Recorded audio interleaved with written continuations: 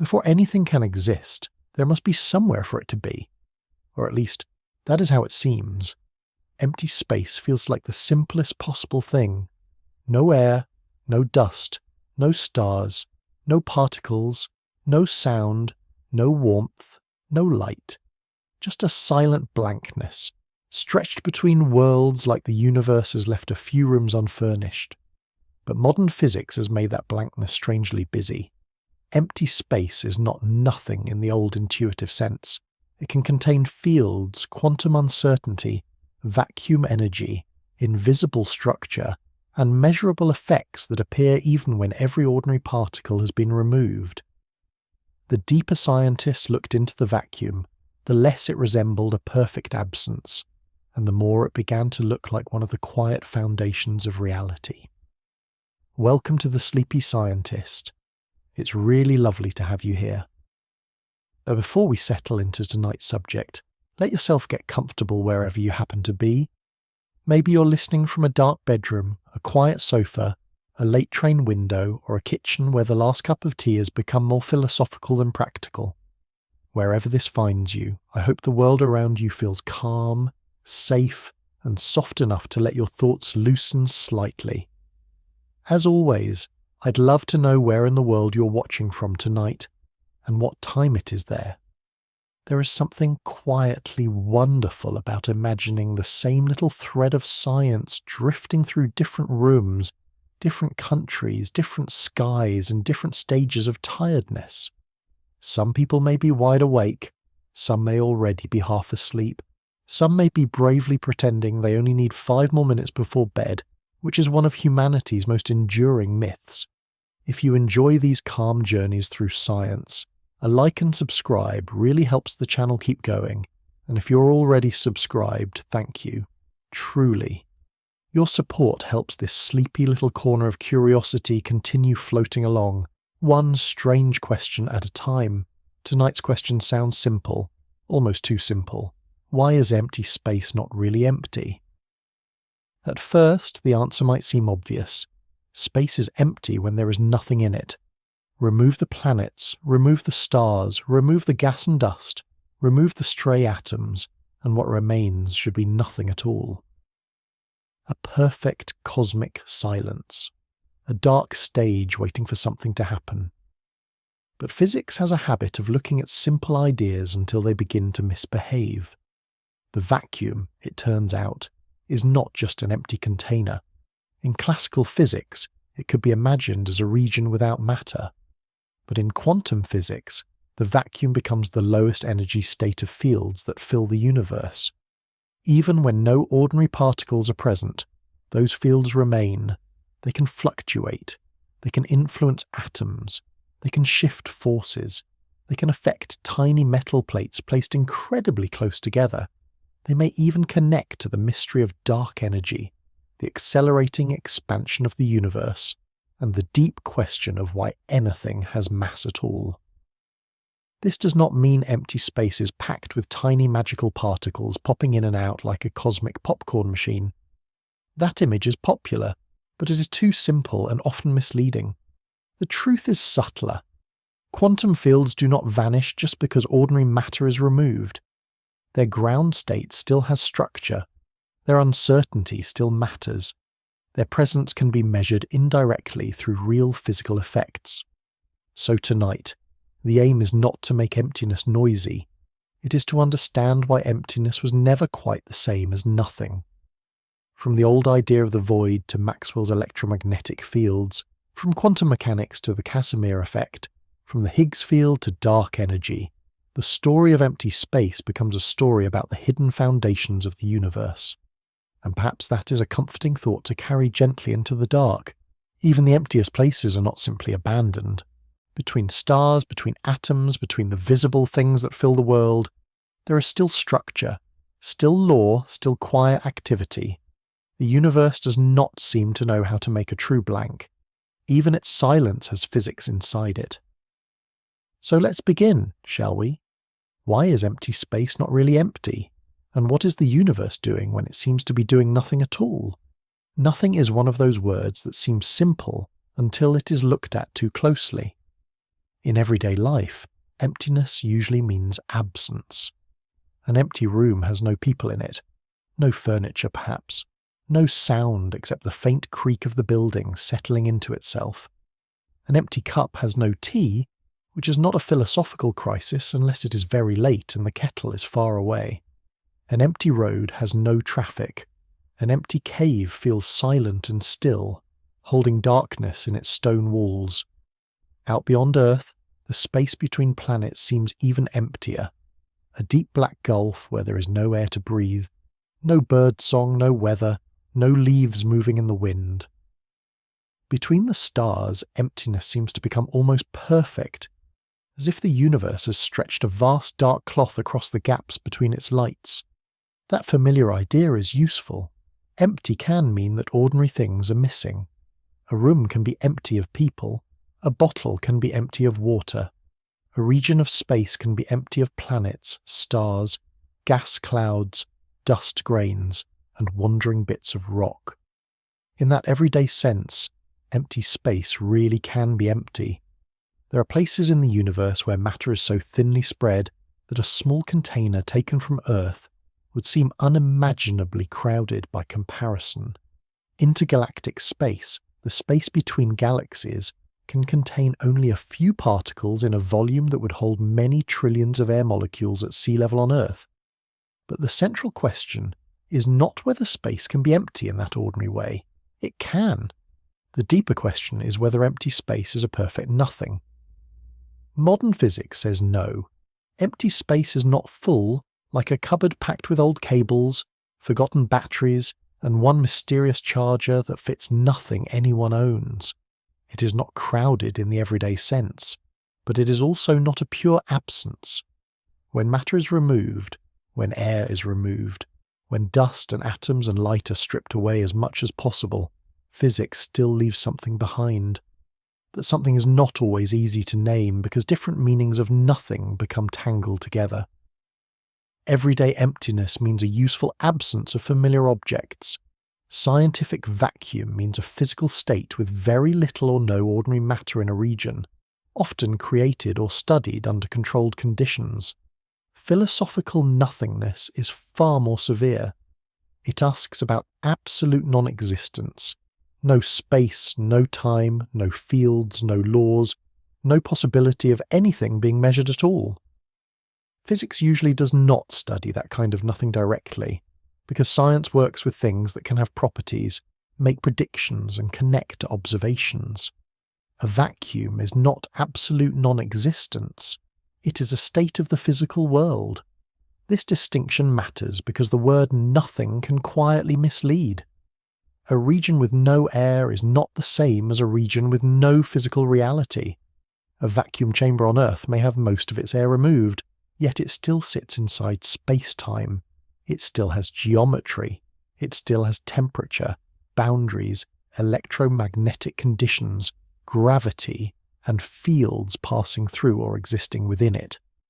Even a region of deep space with almost no particles still belongs to the universe. It has distance. It has time. It can be crossed by light. It can be curved by gravity. It can contain quantum fields in their lowest energy states. So when physicists say empty space is not really empty, they're not usually claiming that the vacuum is secretly full of ordinary stuff. It is not a hidden fog of tiny marbles. It is not an invisible soup in the old-fashioned sense. The statement is more careful and more interesting. The modern vacuum is a physical state with structure. It can have fields. It can have quantum uncertainty.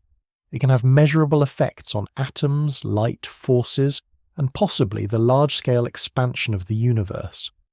The surprising part is that this was not obvious at the beginning. For a long time, emptiness seemed like a problem of removal. Take away the furniture, and the room is empty. Take away the air, and the container is a vacuum. Take away the stars and gas, and space is empty. But as scientific instruments improved, the vacuum became less like a blank and more like a quiet surface that showed ripples when examined closely enough. The history of vacuum science is partly a history of trying to remove things. Remove air, and atmospheric pressure reveals itself. Remove matter, and electromagnetic fields remain. Remove classical particles and quantum fields remain. Remove every ordinary excitation from those fields, and their lowest energy state is still not the same as philosophical nothingness. The more carefully the vacuum was studied, the less it looked like a dead absence, and the more it looked like a subtle part of reality. This does not mean every mystery has been solved. In fact, empty space leads straight into some of the deepest unfinished questions in modern physics. Quantum field theory describes the vacuum as the ground state of fields, but connecting the idea with gravity and cosmology is difficult. Dark energy appears to be associated with the accelerated expansion of the universe, yet its relationship to vacuum energy remains one of the great puzzles of theoretical physics. The cosmological constant problem is a famous example of this tension, because the values suggested by simple quantum field estimates do not match the observed behavior of the universe in any straightforward way. That is why empty space is such a powerful doorway into physics. It begins with an ordinary word, one that seems calm and plain, and then it opens into fields, quantum mechanics, relativity, atoms, black holes, and the expansion of the cosmos. It asks what remains when everything obvious is taken away, not because the universe is trying to be difficult, though it does have a talent for that, but because absence itself turns out to have layers. The problem with nothing is that physics rarely finds a perfect blank. It finds quieter states, lower energies, thinner matter, colder regions, darker spaces, and deeper descriptions. It finds that the vacuum is not simply the empty stage on which reality appears. It is part of the reality being studied. And in that quiet difference, the emptiest places in the universe begin to look less like nothing at all, and more like the soft hidden foundation beneath everything that exists. Long before vacuum chambers, particle accelerators, and quantum fields, the question of empty space belonged to philosophy. It began with a deceptively simple puzzle. Can there be a place where there is truly nothing? Not just no furniture, no air, no dust or no sound, but no substance at all. A real void. A gap in reality where objects might move without anything beneath or between them. In ancient Greece, this question divided some of the sharpest minds of the time. Leucippus and Democritus, the early atomists, argued that reality was made from tiny, indivisible pieces of matter moving through empty void. In their view, atoms needed empty space in order to move. Without void, everything would be packed together without gaps, and motion itself would become difficult to explain. The atomists pictured the world as a combination of being and not being, atoms which existed, and void, which allowed those atoms to shift, combine, separate, and form the changing world. This was a remarkably bold idea. It suggested that emptiness was not merely a failure of substance, but a necessary part of nature. The void gave matter room to move, it allowed change, it made the universe dynamic. Without empty space, the atomists thought, the world would be locked into a solid block of being, which sounds extremely stable, but not particularly convenient if one would like rivers, weather, breathing, or sandwiches. Aristotle strongly rejected the existence of a true void. For him, nature was not made of atoms drifting through emptiness. He argued that a vacuum was impossible, partly because motion in a void seemed to create conceptual problems. In Aristotle's physics, objects moved according to their nature and through surrounding media. The idea of empty space, a place with no substance at all, seemed unnecessary and even incoherent. His influence was enormous, and for many centuries the idea that nature abhors a vacuum became deeply embedded in European thought. The phrase was not a modern scientific law in the way later physics would understand laws. It was more a philosophical and physical principle. Nature does not permit empty space. Gaps are filled, space is occupied, a true void is rejected. This idea shaped thinking for a very long time, partly because it made intuitive sense. On Earth, when air is removed from a place, something usually rushes in to replace it. Water fills gaps, air fills rooms. Matter seems almost eager to occupy absence, like the universe has a quiet dislike of leaving shelves empty. For centuries, the debate over the void remained tangled with deeper questions about reality. Was empty space a thing?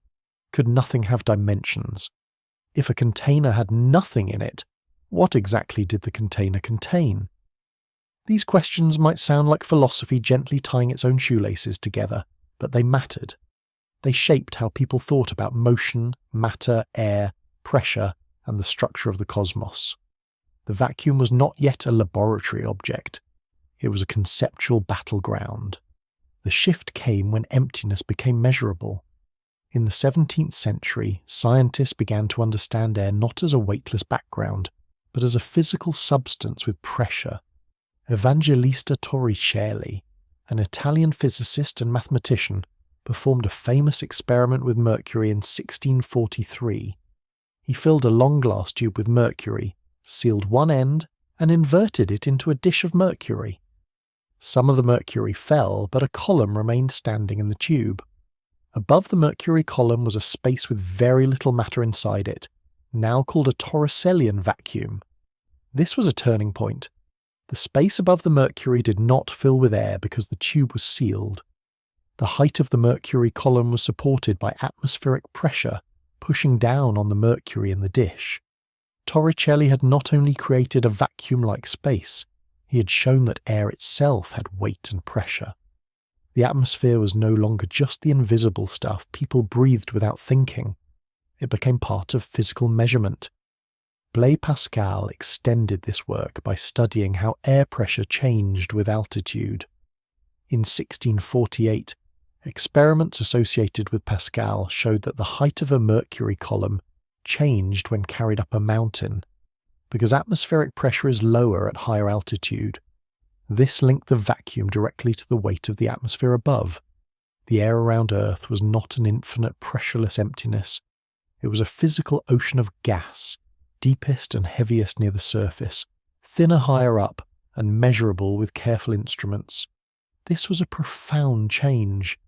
Empty space was no longer only something to argue about in words. It could be made partly inside glass. It could be connected to mercury, altitude, and pressure.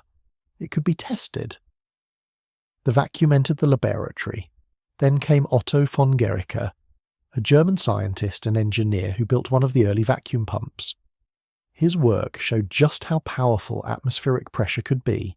In the famous Magdeburg hemispheres demonstration in the 17th century, two metal hemispheres were joined together and the air inside was pumped out. Once the internal air was removed, the pressure of the surrounding atmosphere held the hemispheres together with astonishing force. Teams of horses were reportedly used in demonstrations to try to pull them apart. The dramatic lesson was not that nothingness had become strong, it was that the air outside was pressing hard. When the air inside the hemispheres was removed, there was no equal pressure pushing outward from within. The surrounding atmosphere did the rest. The vacuum made the invisible weight of air visible through its absence. In a lovely little irony, one of the best ways to reveal that air was something was to remove it. These experiments did not create perfect nothingness. That is essential. Torricelli's tube, Pascal's measurements, and von Guericke's pump produced scientific vacuums in a practical sense. Regions with much less air or matter than usual. They did not remove space itself. They did not remove gravity. They did not remove physical laws. They did not erase fields, geometry, or the possibility of measurement. The early scientific vacuum was not philosophical non-existence placed inside a bottle. It was a region where ordinary matter, especially air, had been greatly reduced. That distinction still matters today. When scientists speak of a vacuum, they usually mean a physical state with very low particle density, not a magical pocket of absolute nothing. Even the best laboratory vacuums contain some remaining particles, radiation, fields, and boundaries. Outer space is often called a vacuum, but it contains stray atoms, photons, neutrinos, magnetic fields, cosmic rays, and gravitational structure. The vacuum of modern quantum physics goes even deeper, but it remains a physical state, not pure non-being. The early experiments changed the question. For Aristotle, the issue had been whether empty space could exist at all. For the atomists, void was needed so atoms could move. For 17th century experimental science, the question became more practical and more revealing. What happens when matter is removed? What does air pressure do? How empty can a container become? What remains when the obvious contents are taken away? That new question would become one of the quiet engines of modern physics. Once scientists learned that vacuums could be created and studied, empty space stopped being only an argument about nothingness. It became an experimental frontier. The vacuum was no longer simply the absence of air. It was a place where pressure, light, fields, atoms, and eventually quantum effects could be investigated. The old void had entered the laboratory, and once it arrived there, it began to reveal that emptiness was not as empty as it looked. After the old philosophical arguments about the void, a new picture of empty space began to take shape. It was calmer, more mathematical, and in many ways more familiar to modern common sense. Space became the place where things moved. It could be occupied by matter, or it could be empty of matter, but it was still there. It had distance. It had direction. It had geometry. It was not nothing in the deepest possible sense. It was the great invisible arena in which the drama of nature unfolded. Isaac Newton gave this view its most powerful form in Philosophia Naturalis Principia Mathematica, published in 1687. In that work, Newton set out his laws of motion and his law of universal gravitation, creating a framework that could describe falling bodies on Earth and the motion of planets in the heavens with the same underlying principles. It was one of the great intellectual achievements of science, and it made the universe look suddenly more orderly, as if someone had taken the scattered furniture of nature and finally found the instruction manual. In Newton's classical picture, space was absolute. That meant space existed independently of the objects inside it. Matter could move through space, but space itself was not dependent on that matter. If all the stars, planets, stones, comets, and mildly confused astronomers were removed, space would still remain as a fixed background. It would still have 3 dimensions. It would still allow positions to be defined, distances to be measured, and directions to be described. Empty space, in this sense, was not a container made of matter. It was the stage that made motion measurable. This was different from the earlier question of whether a vacuum could exist inside a tube or chamber. Newtonian space did not have to be filled with air, water, ether, or any ordinary substance in order to be meaningful. It could be empty of matter and still be real in the sense required by the laws of mechanics. A planet could move through nearly empty space around the sun. A comet could travel through the dark regions between planets. A cannonball could follow a path through the air, and the same mathematics could be imagined in an idealized empty region with no air resistance at all.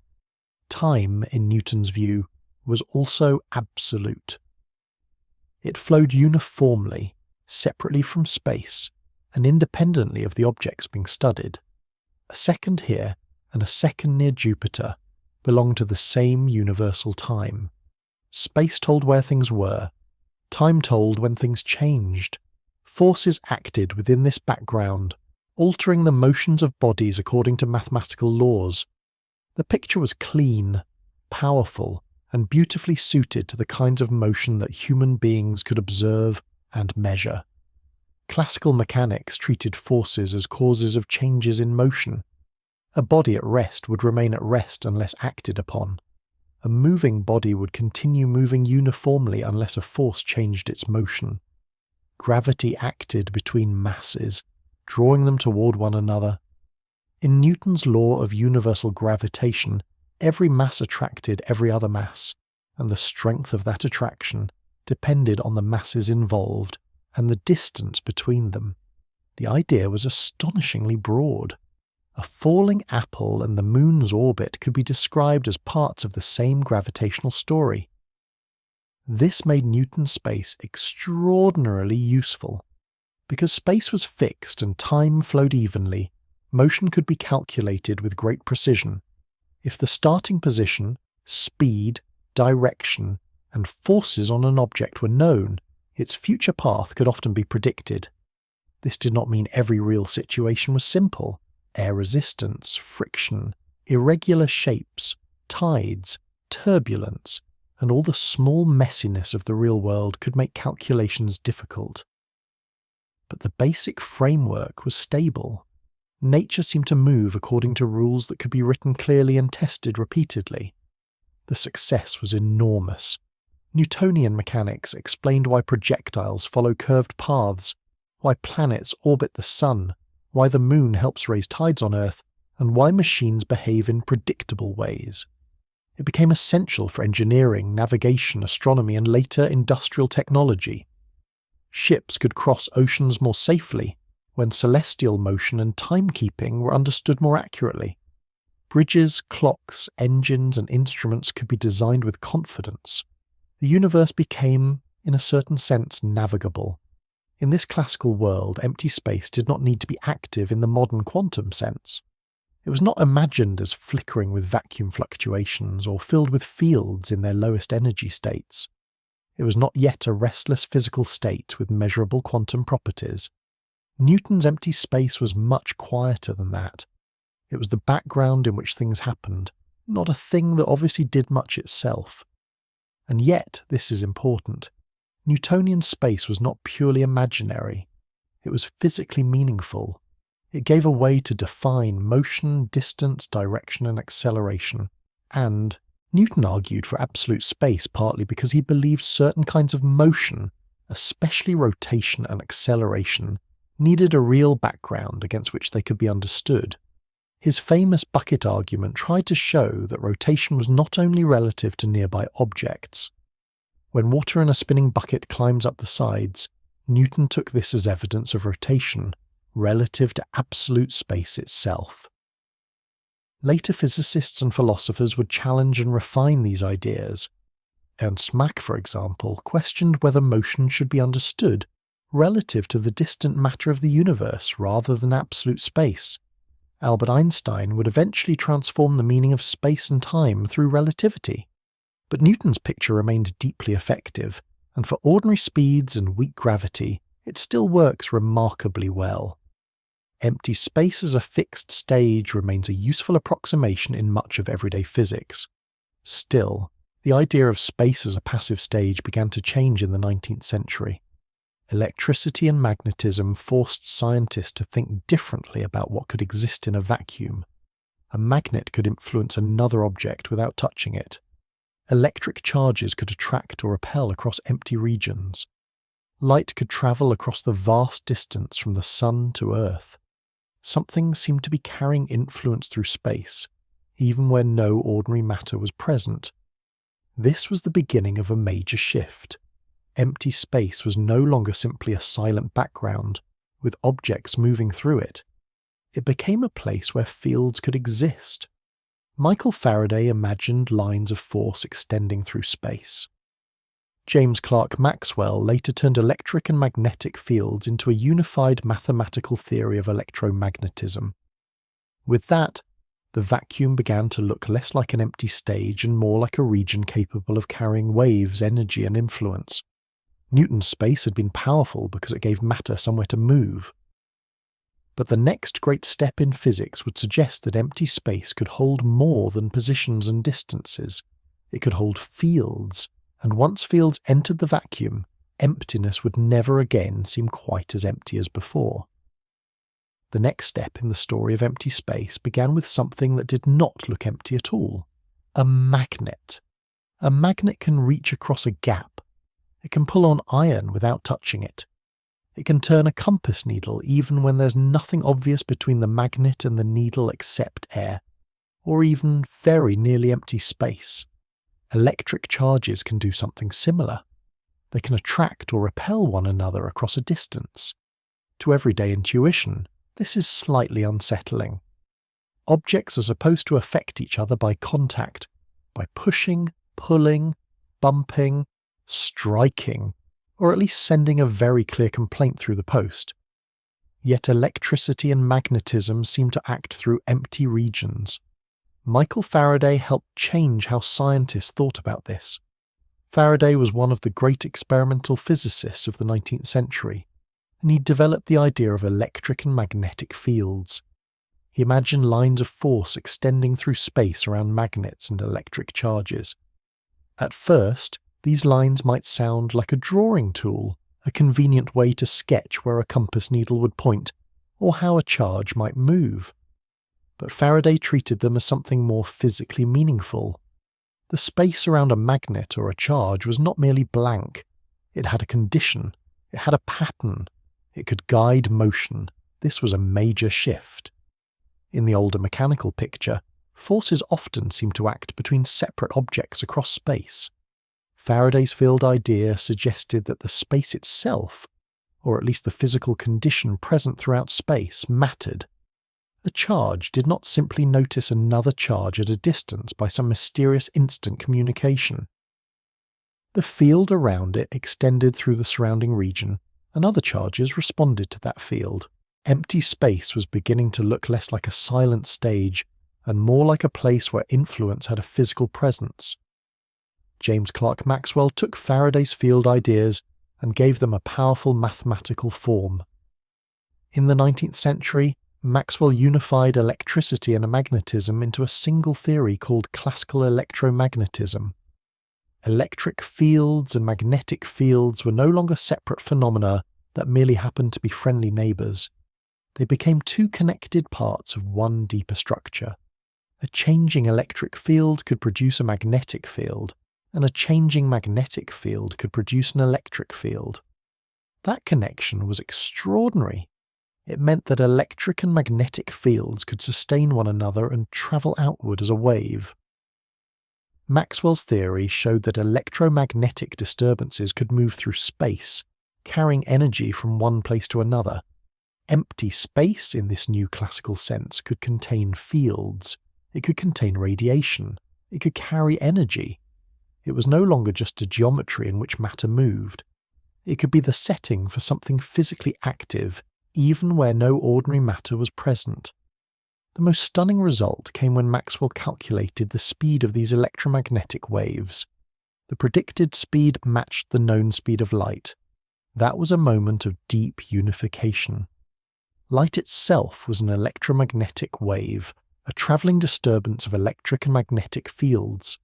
Sunlight, starlight, firelight, radio waves, infrared radiation, ultraviolet radiation, and later recognized forms of electromagnetic radiation all belonged to the same broad family.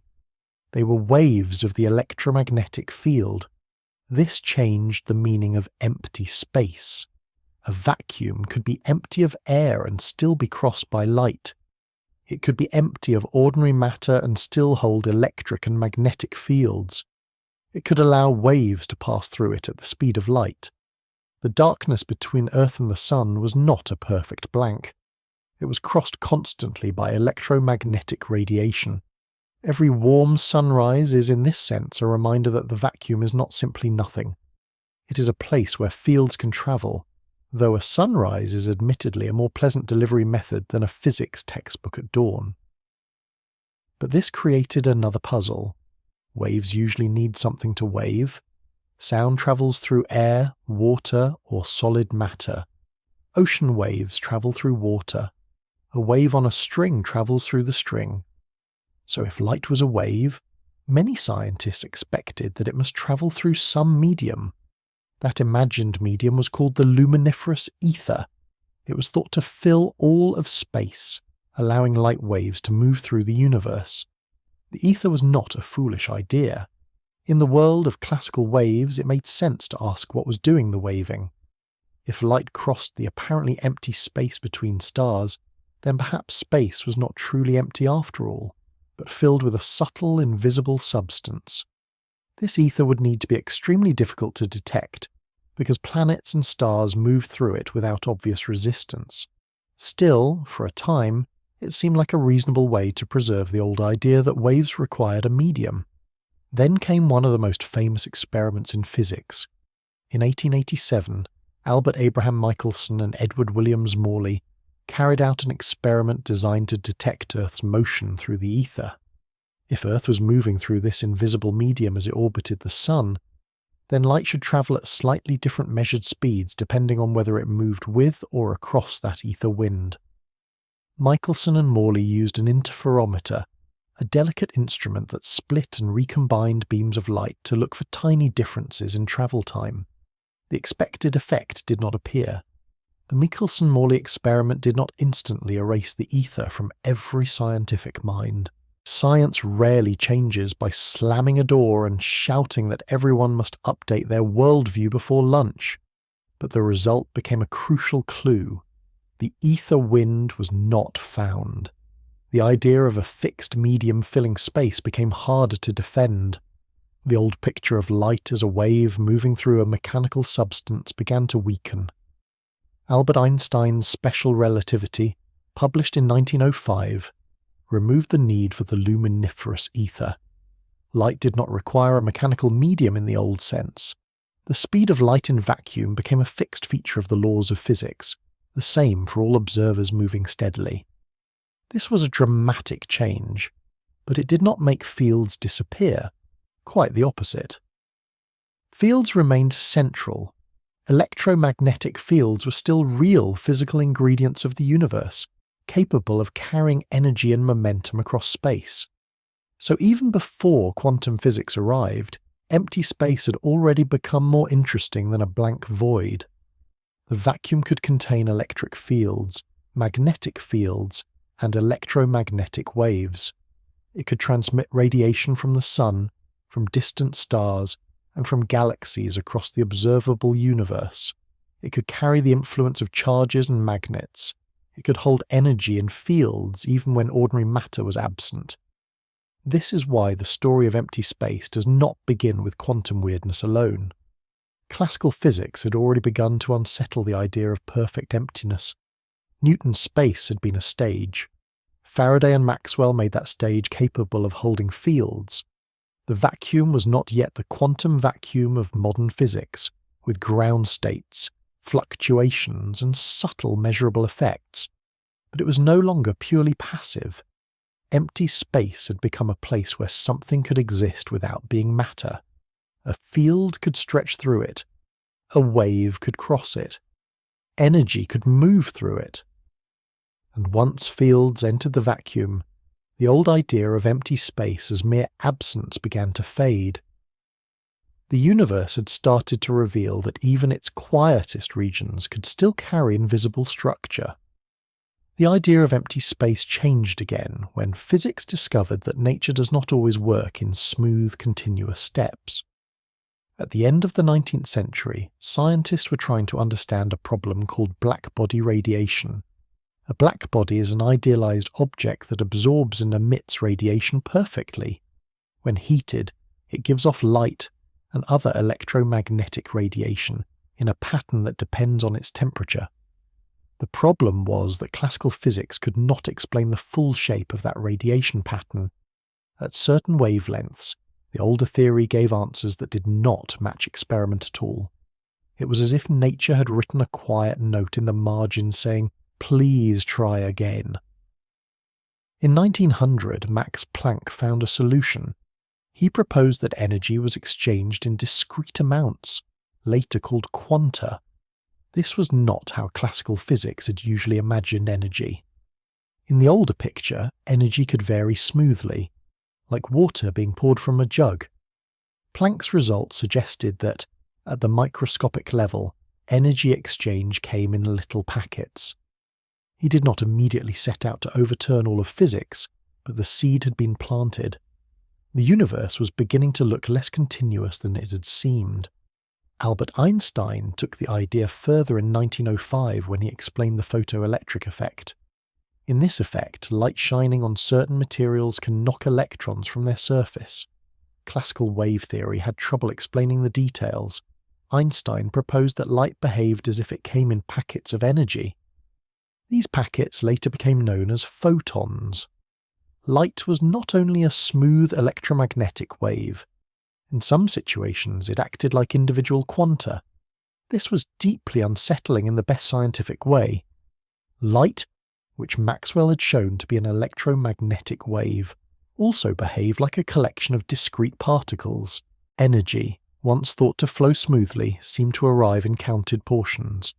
The boundary between waves and particles began to soften, and the old picture of a perfectly predictable microscopic world started to fade. Over the next few decades, quantum mechanics emerged from this strange new landscape. Niels Bohr developed an early quantum model of the atom, showing that electrons in atoms could occupy only certain allowed energy levels. Werner Heisenberg created matrix mechanics and introduced the uncertainty principle. Erwin Schrödinger developed wave mechanics and the wave function. Max Born gave the wave function its probability interpretation, helping establish that quantum mechanics does not usually predict one exact microscopic outcome, but a set of probabilities for what may be measured. This was a profound change. Classical physics often imagined that if enough information were known, the future motion of a system could be predicted exactly. Quantum mechanics said that, at the microscopic level, nature is described differently. The wave function gives probabilities. Measurement matters. Certain properties cannot all be assigned sharp values at the same time in the old classical sense. Reality was not becoming vague because scientists had become careless. It was becoming precise in a new and unfamiliar way. Heisenberg's uncertainty principle is one of the clearest examples. It says that some pairs of physical properties, such as position and momentum, cannot both be known with unlimited precision at the same time. This is not simply because measuring tools are clumsy. It is not like trying to weigh a feather while someone sneezes nearby. Quantum uncertainty is built into the way quantum systems are described. The limitation is not merely practical. It is part of the structure of the theory. This matters for empty space because quantum physics changes the meaning of stillness. In classical thinking, the lowest energy state of something might be imagined as complete rest.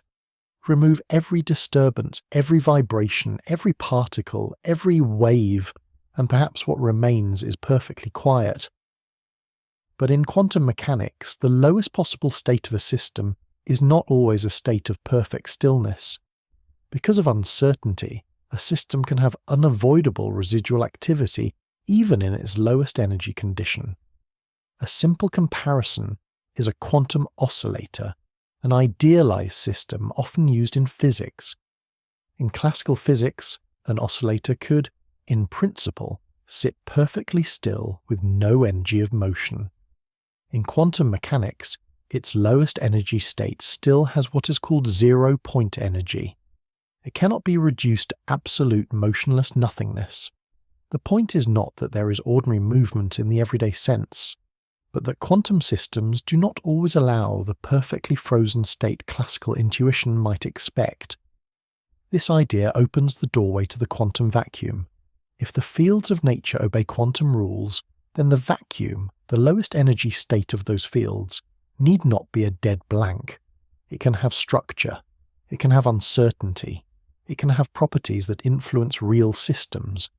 Empty space is not turned into ordinary matter, and it should not be imagined as secretly packed with little balls of stuff. But the lowest possible state of the fields is physically non-trivial. That phrase is important. Physically non-trivial. It means the vacuum is not empty in the sense of having no properties.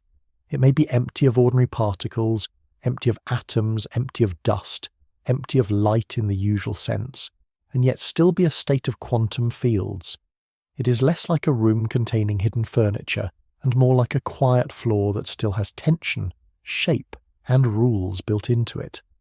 Quantum mechanics did not instantly provide the full modern picture of empty space.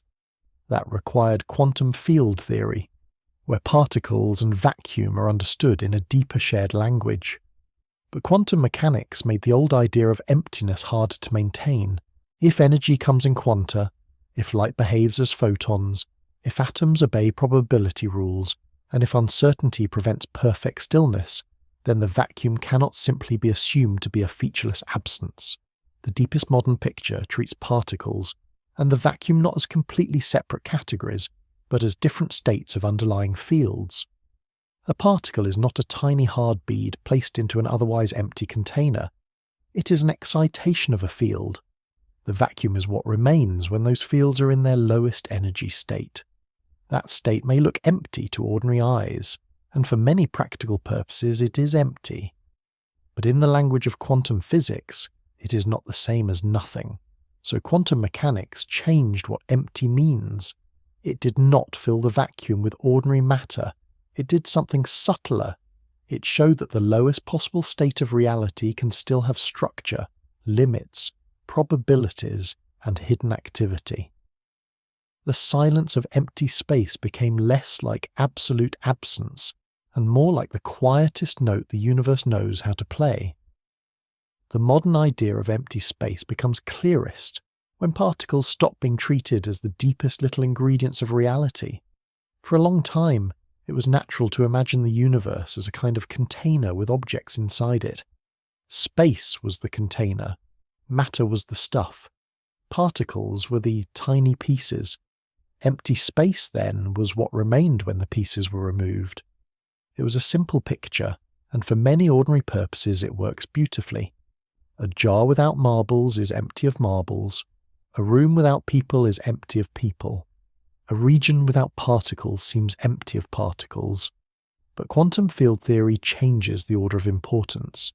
In quantum field theory, the fields come first. Particles are not tiny hard objects placed into space like beads scattered across a table.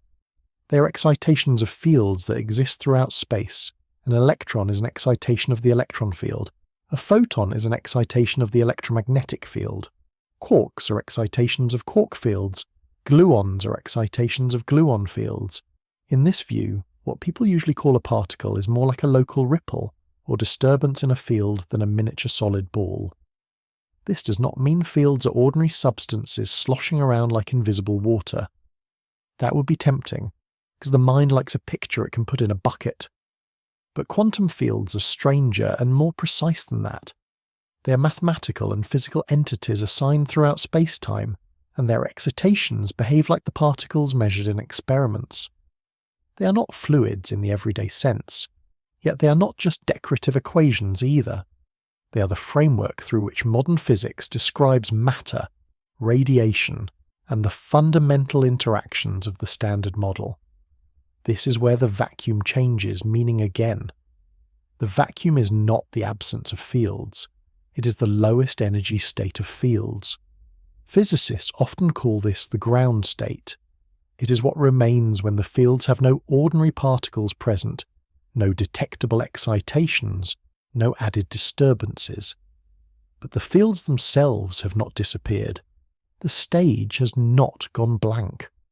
The deeper ingredients of the theory are still there, in their quietest possible state. That is the key distinction. Empty space can be empty of particles while still being full of fields in the sense that the fields exist everywhere. The electron field does not appear only when an electron is nearby, like a polite guest arriving with an invitation. The electron field is part of the structure of the theory throughout space. Where there is an electron, the field has a particular excitation. Where there is no electron, the field may still be in its vacuum state. The same broad idea applies to the photon field, quark fields, gluon fields, and other fields in the Standard Model. Paul Dirac played a crucial role in moving physics toward this deeper view. In the late 1920s, Dirac combined quantum mechanics with special relativity in a new description of the electron. His work led to the prediction of antimatter, including the positron, the electron's antiparticle. This was one of the great moments in 20th century physics because it showed that combining quantum theory with relativity did not merely tidy up existing ideas. It revealed something new about nature. Dirac's work also helped point toward the need for a field-based description. In a relativistic quantum world, particles can be created and destroyed. High-energy processes can transform energy into particle and antiparticle pairs, and particles can disappear into other forms when they interact. A fixed little particle picture becomes too limited. Quantum field theory provides the language for a world where particles are excitations that can appear, vanish, scatter, and transform while the underlying fields remain. One of the most successful examples is quantum electrodynamics, the quantum field theory of electromagnetic interactions. It describes how electrons, positrons, and photons interact with astonishing precision. Richard Feynman, Julian Schwinger, and Shinichiro Tomonaga were central figures in developing this theory, each contributing powerful methods for handling the difficult calculations.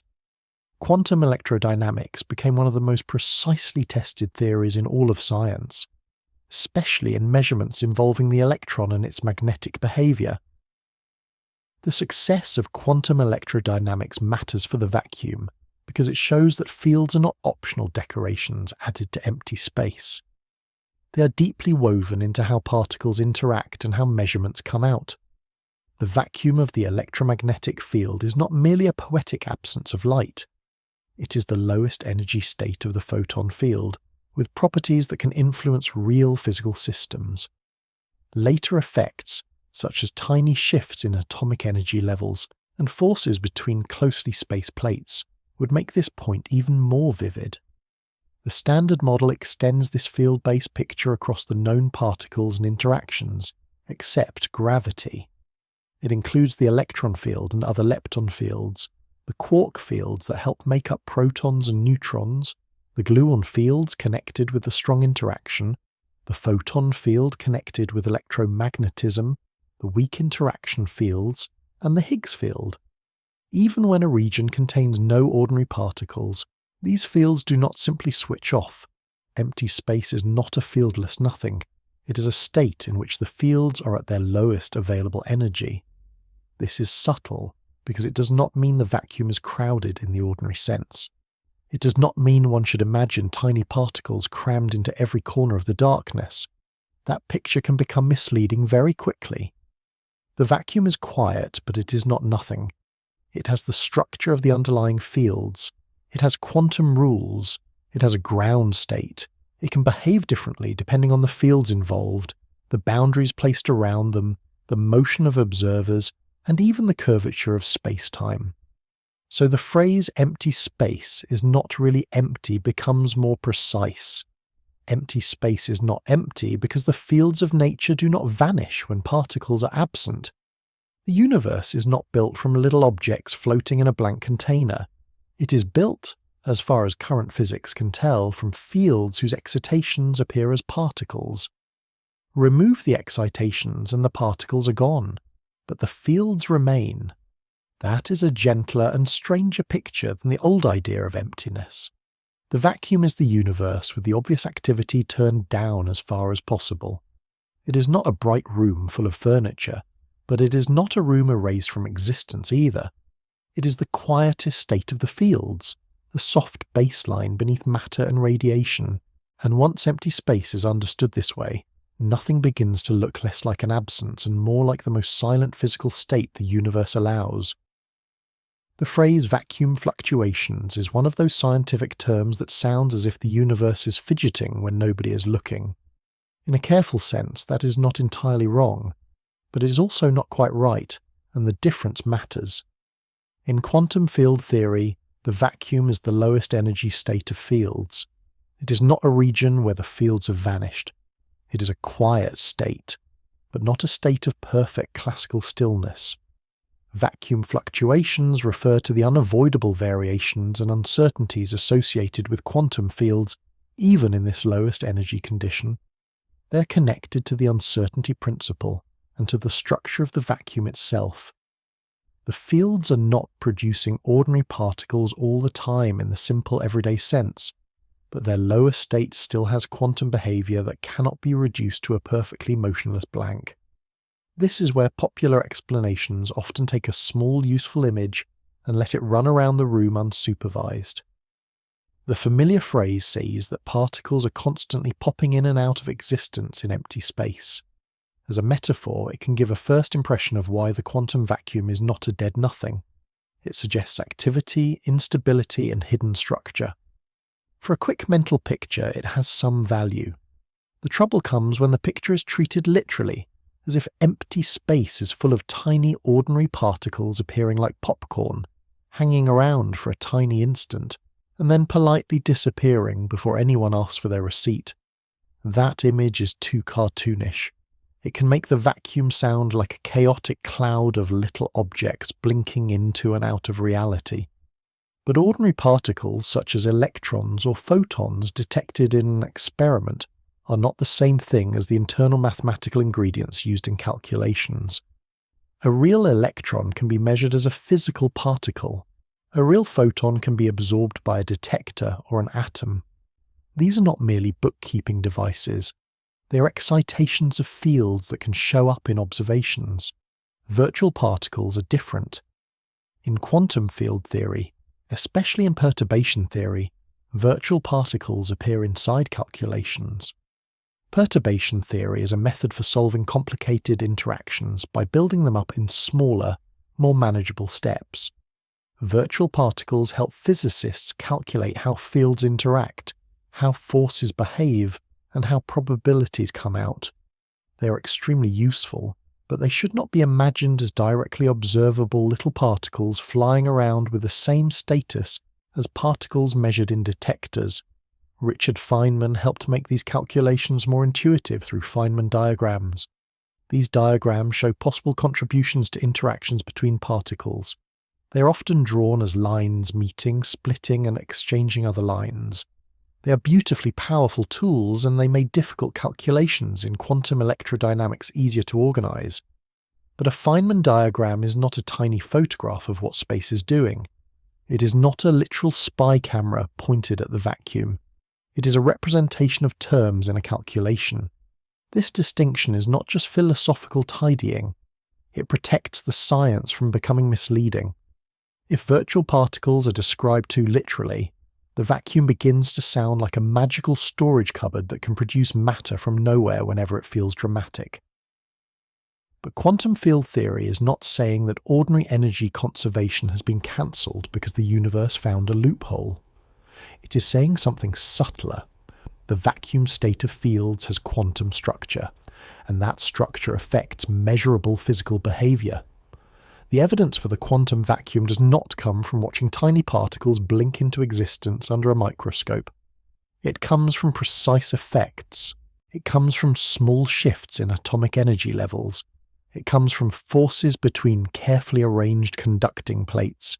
It comes from the behaviour of fields and particles in experiments where the predictions of quantum field theory match measurement with extraordinary accuracy. The vacuum becomes convincing not because it makes a lively cartoon, but because it quietly leaves fingerprints in the real world. This is why accuracy matters so much here. Empty space is active in a quantum sense, but not necessarily busy in the ordinary sense. It is not like an empty train station suddenly crowded with invisible commuters who vanish when the doors open. It is more like a physical system whose calmest possible state still has rules, limits, and measurable consequences. The vacuum is subtle, not frantic. One way to think about this is to return to the idea of fields. If fields exist throughout space, then their vacuum state is the state with no ordinary particles present. But quantum uncertainty prevents this state from being a simple classical zero. Field values and related quantities cannot all be pinned down with perfect sharpness in the old intuitive way. The vacuum therefore has a kind of built-in quantum texture. That texture is not made of little beads of matter. It is a property of the fields themselves. This also helps explain why the word fluctuation can be slightly dangerous. It sounds like something is physically wobbling in time in a familiar way. In some contexts, field fluctuations can be discussed like variations around an average value, and this language is useful. But the vacuum is not simply a flickering screen of visible events. It is a quantum state. Its effects are revealed through what it allows, changes, suppresses, enhances, or contributes to when fields interact with atoms, boundaries, charges, and space-time. So the cleaner picture is this. The vacuum is not empty because the fields of nature remain in their lowest energy state, and that state has quantum properties. Virtual particles are useful tools in certain calculations, not ordinary particles directly seen popping out of nothing. Feynman diagrams are maps of mathematical contributions, not literal drawings of hidden traffic in space. Vacuum fluctuations are real, in the sense that quantum fields have unavoidable uncertainty and measurable consequences, but they are not a license to imagine the vacuum as a tiny particle fireworks display. And this is where the story becomes especially powerful. Once the misleading fireworks are set aside, the real evidence becomes more impressive, not less. The vacuum does not need exaggeration. It has measurable effects all by itself. It can shift the behavior of atoms. It can influence forces across tiny gaps. It can shape how fields behave under boundaries and conditions. Empty space does not have to look busy to be physically important. Its quietness is exactly what makes the discovery so strange. The more carefully the vacuum is described, the more interesting it becomes. It is not a perfect nothing. It is not a storm of ordinary particles. It is the lowest state of fields with quantum structure woven into it. And when experiments become sensitive enough, that structure stops being an abstract idea and becomes something the universe allows us to measure. The quantum vacuum becomes far more convincing when it stops being an idea and starts behaving like something that can push. One of the clearest examples is the Casimir effect, named after the Dutch physicist Hendrik Casimir. In 1948, Casimir predicted that two very closely spaced conducting plates placed in a vacuum should experience a tiny attractive force. At first glance, this sounds almost suspicious. If the plates are in empty space, and there is no ordinary matter between them, what could possibly make them move toward one another? It is the sort of question that makes the vacuum look innocent while quietly hiding a calculator behind its back. The answer comes from quantum field theory. The electromagnetic field does not vanish in the vacuum. Even when no ordinary light is present, the field still has a lowest energy state, and that state is shaped by boundaries. The conducting plates create boundary conditions. In plain language, they restrict which electromagnetic field patterns can exist between the plates. Outside the plates, a wider range of field modes is allowed. Between the plates, only certain modes fit. That word mode simply means possible patterns of the field. A useful comparison is the vibration of a guitar string, though the comparison is not perfect. A guitar string fixed at both ends can vibrate only in certain patterns that fit its length. It cannot vibrate in absolutely any shape at all. In a similar broad sense, the space between conducting plates allows only certain electromagnetic field patterns, because the plates impose conditions on the field. The field outside the plates has different possibilities. The result is a difference between the vacuum state inside the gap and the vacuum state outside it. That difference can produce a small attractive force between the plates. The plates are not being pulled together because ordinary air pressure is pushing them, because the effect is considered in a vacuum. They are not being sucked together by nothingness, as if emptiness has developed a tiny appetite. The Casimir effect is better understood as a real quantum field effect, caused by how boundaries alter the allowed electromagnetic modes of the vacuum. This careful wording matters. The Casimir effect is often described as vacuum pressure, and that phrase can be useful as a rough image. It suggests that the vacuum is not a dead blank, and that the conditions around objects can matter. But if it is taken too literally, it can become misleading. The vacuum is not a simple fluid squeezing plates together. The force arises from the quantum behavior of fields under boundary conditions. The plates change the field possibilities, and that change produces a measurable force. The scale is extremely small. The Casimir effect becomes noticeable only when objects are separated by tiny distances, far smaller than anything visible to the unaided eye. The gaps involved are usually much smaller than the width of a human hair. A human hair is already thin, but the separations where the Casimir effect matters are often hundreds or thousands of times smaller. At normal everyday distances, this force is utterly overwhelmed by other effects. Nobody has to worry about two dinner plates mysteriously sliding together because the vacuum has become ambitious. But on very small scales, the effect can matter. In nanoscale physics and microelectromechanical systems, tiny forces become important because the objects themselves are tiny. When components are separated by extremely small gaps, surface forces, electrostatic effects and quantum effects can influence how devices behave. At these scales, the universe stops politely ignoring details that everyday life can safely overlook. Experimental confirmation of the Casimir effect took time because the force is so tiny and difficult to measure cleanly. Later precision experiments, including work by Steve Lamoureux in the 1990s, provided important measurements consistent with Casimir's prediction.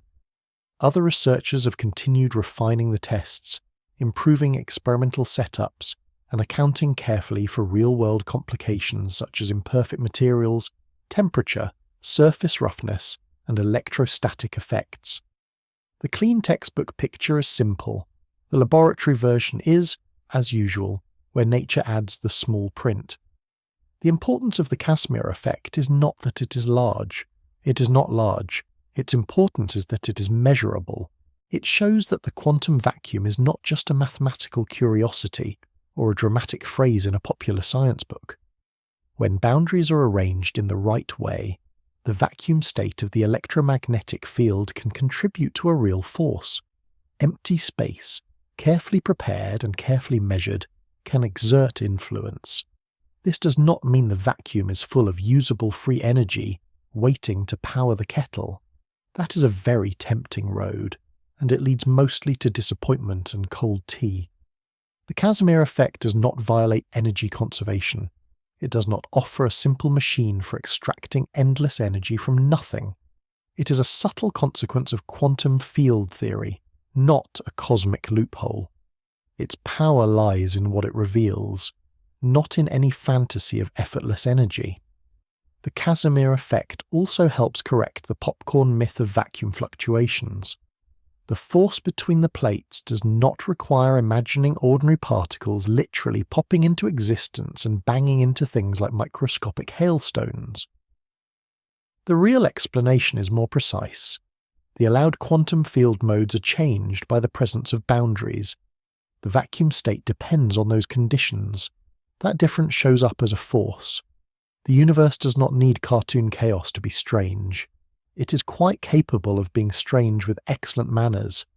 This is why the Casimir effect belongs at the heart of the question of empty space. It shows that removing ordinary matter is not the same as removing physical structure. A vacuum between plates is still a place where fields exist. Those fields obey quantum rules. Their possible states depend on the environment, and under the right conditions the consequences can be measured. Empty space is therefore not empty in the simple classical sense. It may contain no air, no dust, no atoms, and no visible light, yet the fields of nature remain. Their quietest state can still respond to boundaries. Their behaviour can still produce forces. The vacuum is not a crowded room, but it is not a meaningless blank either. It is a physical state with rules, and the Casimir effect is one of the most elegant ways those rules reveal themselves. A pair of tiny plates in a vacuum may not look dramatic. There are no exploding stars, no glowing nebulae, no black holes bending starlight into strange rings, just two surfaces separated by a gap almost unimaginably small. And yet, in that narrow silence, something profound appears. Empty space has properties. Emptiness can be measured. The vacuum, when listened to carefully enough, has a quiet pressure of its own. The Casimir effect shows the vacuum acting between metal plates. But the same general lesson appears in a much smaller and more familiar place, inside the atom. An atom can seem, at first, like a tiny sealed system. A nucleus sits at the centre, electrons occupy allowed energy states around it, and the whole arrangement behaves according to quantum rules. Hydrogen is the simplest ordinary atom, with one proton and one electron, which makes it especially useful for testing theories. It is the physicist's favourite clean room, though the furniture is very small and none of it can be sat on. By the middle of the 20th century, the hydrogen atom had already played a central role in quantum physics. Niels Bohr had used hydrogen to build his early model of atomic energy levels. Later, Erwin Schrödinger's wave mechanics gave a much deeper description of the electron in hydrogen. The theory predicted that the electron could occupy certain allowed states, each with a particular energy. When an electron moved between energy levels, the atom could absorb or emit light at very specific frequencies. This gave hydrogen its characteristic spectral lines, which could be measured with great precision. According to the simpler version of quantum theory, certain hydrogen energy levels were expected to have exactly the same energy, but in 1947, Willis Lamb and Robert Rutherford measured a tiny difference between two of these levels. This difference became known as the Lamb shift. It was small, but it was real, and that made it scientifically enormous. The universe has a habit of hiding deep truths inside tiny mismatches, which is slightly inconvenient for anyone hoping reality would just speak up clearly. The Lamb shift was important because it showed that the atom was not completely isolated from the quantum vacuum around it. The electron in hydrogen was not simply moving in a fixed electric attraction from the proton, untouched by anything else. Instead, the electromagnetic field, even in its vacuum state, had to be included. The atom interacted with the quantum vacuum, and those interactions slightly shifted the electron's energy levels. This became a major piece of evidence for quantum electrodynamics, the quantum field theory of electromagnetic interactions. Quantum electrodynamics describes how charged particles, such as electrons, interact with the electromagnetic field. In this theory, the vacuum is not a passive absence surrounding the atom. It is the lowest energy state of the electromagnetic field, and that state can influence the behavior of charged particles. The effect is incredibly small, but precision matters. In everyday life, a tiny correction to a tiny atomic energy level sounds almost absurdly delicate. It is not the kind of thing one notices while making toast. But atomic physics lives in that delicacy. Spectroscopy, the study of how matter absorbs and emits light, can measure extremely small differences in energy by examining the exact frequencies of light involved in atomic transitions. A tiny shift in energy becomes a tiny shift in frequency, and with careful instruments that shift can be detected. Hans Bethe made an important early theoretical calculation of the Lamb shift shortly after Lamb and Rutherford's measurement. His calculation showed that the effect could be understood as a correction, arising from the interaction between the electron and the quantized electromagnetic field. It was not yet the full modern treatment, but it was a crucial step. Bethe's work helped show that the strange little shift was not an experimental nuisance. It was a signpost pointing toward the deeper theory. The key idea is that an electron in an atom is surrounded by the electromagnetic vacuum, and it interacts with that vacuum. In quantum electrodynamics, the electron is affected by its own electromagnetic field, and by the quantum structure of the field around it. These effects alter the energy level slightly. The vacuum is not adding ordinary particles to the atom like dust settling on a shelf. It is changing the calculation of what the atom's energy states actually are. This is where the Lamb shift links beautifully with the Casimir effect. The Casimir effect shows that the vacuum can produce a measurable force between closely spaced conducting plates because boundaries change the allowed electromagnetic field modes. The Lamb shift shows that the vacuum can also alter the internal energy levels of an atom. One effect appears between metal surfaces separated by tiny gaps. The other appears in the delicate spectrum of hydrogen. Different settings, same deeper message. Emptiness has measurable consequences. Both examples are important because they avoid the need for exaggerated language. The vacuum does not need to be imagined as a wild swarm of little particles visibly appearing and vanishing. Its effects can be quieter and more precise. A small force here, a tiny energy shift there, a correction that appears only when the theory is made subtle enough and the experiment is made sensitive enough. The vacuum reveals itself not by shouting, but by slightly changing the numbers. The Lamb shift also helped confirm that quantum electrodynamics was not just elegant but extraordinarily accurate. Richard Feynman, Julian Schwinger, and Shinichiro Tominaga developed powerful forms of the theory, and quantum electrodynamics became one of the most precisely tested frameworks in physics. Its predictions match experiments to an astonishing degree.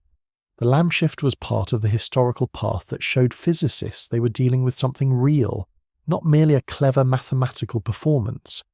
This matters for the meaning of empty space because atoms are everywhere. Ordinary matter exists. The atoms in air, water, rock, skin, stars, and interstellar gas are not sealed away from the fields around them. They are embedded in the physical vacuum. Their electrons are excitations of fields, interacting with other fields, obeying quantum rules. Even when an atom is isolated as carefully as possible, it is still part of a wider field environment. Hydrogen, simple as it is, becomes a window into the structure of empty space. By measuring the light associated with its energy levels, scientists can detect the influence of the electromagnetic vacuum. The atom becomes a tiny instrument. Its spectrum becomes a message. The Lamb shift is like a whisper from the vacuum written into the behavior of one electron around one proton. This is the deeper point. Empty space is not merely the backdrop around atoms. It helps determine how atoms behave. The vacuum is part of the physical environment in which atomic energy levels are defined. It does not overwhelm the atom. It does not turn the atom into something chaotic or unpredictable. It makes tiny, precise corrections, the kind only careful theory and careful measurement can reveal. So the question of empty space becomes more intimate. It is not only about the enormous darkness between stars or the strange pressure between tiny plates. It is also about the quiet region around the simplest atom. The vacuum is close. It is woven into the behavior of matter at the smaller scales. Even hydrogen, the most modest of atoms, carries evidence that empty space is not a perfect blank. The Lamb shift shows that when the vacuum is treated properly, the atom's energy changes, not by much, but enough. Enough to measure, enough to test theory, enough to show that the absence of ordinary particles is not the absence of physical influence. Empty space surrounds the atom, interacts with the atom, and leaves a faint but measurable trace in the light the atom gives away. The vacuum does not only shift atomic energy levels in tiny ways, it also helps explain why excited atoms release light at all. An atom can hold energy in specific allowed states. When an electron is in a higher energy state than usual, the atom is called excited. This does not mean the atom is emotionally thrilled, although after everything atoms do for the universe, perhaps they have earned the right to be a little proud. It means the atom contains extra energy in its internal quantum arrangement. Eventually, that energy can be released, often as a photon, which is a quantum of light. This process is called spontaneous emission. An excited atom emits a photon even when there is no obvious external trigger pushing it to do so. The atom does not need another photon to come along and knock the energy out of it. It can simply decay from a higher energy state to a lower one, giving up the difference as light. The result is familiar across physics and everyday technology. Glowing gases, neon signs, sodium lamps, fluorescent materials, and many astronomical clouds all involve atoms or molecules changing energy states and releasing light. At first, spontaneous emission can sound puzzling. If the atom is in an excited state, why does it not simply stay there forever? What decides when the photon appears? Why does light emerge without a visible shove? Quantum mechanics answers this using probabilities. An excited state usually has a certain probability per unit time of decaying into a lower state. The exact moment of emission cannot normally be predicted for one individual atom, but the statistical behavior of many atoms can be predicted very accurately. Albert Einstein helped lay the foundations for this subject, before the full development of quantum field theory. In 1916 and 1917, he studied emission and absorption processes in atoms. He introduced the ideas of spontaneous emission, stimulated emission, and absorption in a way that connected atomic transitions with radiation. Spontaneous emission meant an atom could emit light without being externally prompted by incoming radiation. Stimulated emission meant incoming light could encourage an excited atom to emit another photon matching the incoming one. That idea later became essential to the laser. A laser depends on stimulated emission, not just spontaneous emission.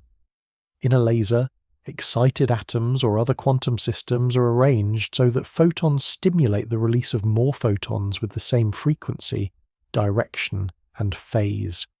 This produces coherent light, the kind used in barcode scanners, fiber optic communication, eye surgery, laboratory measurements, and the occasional cat toy with far too much power over household animals.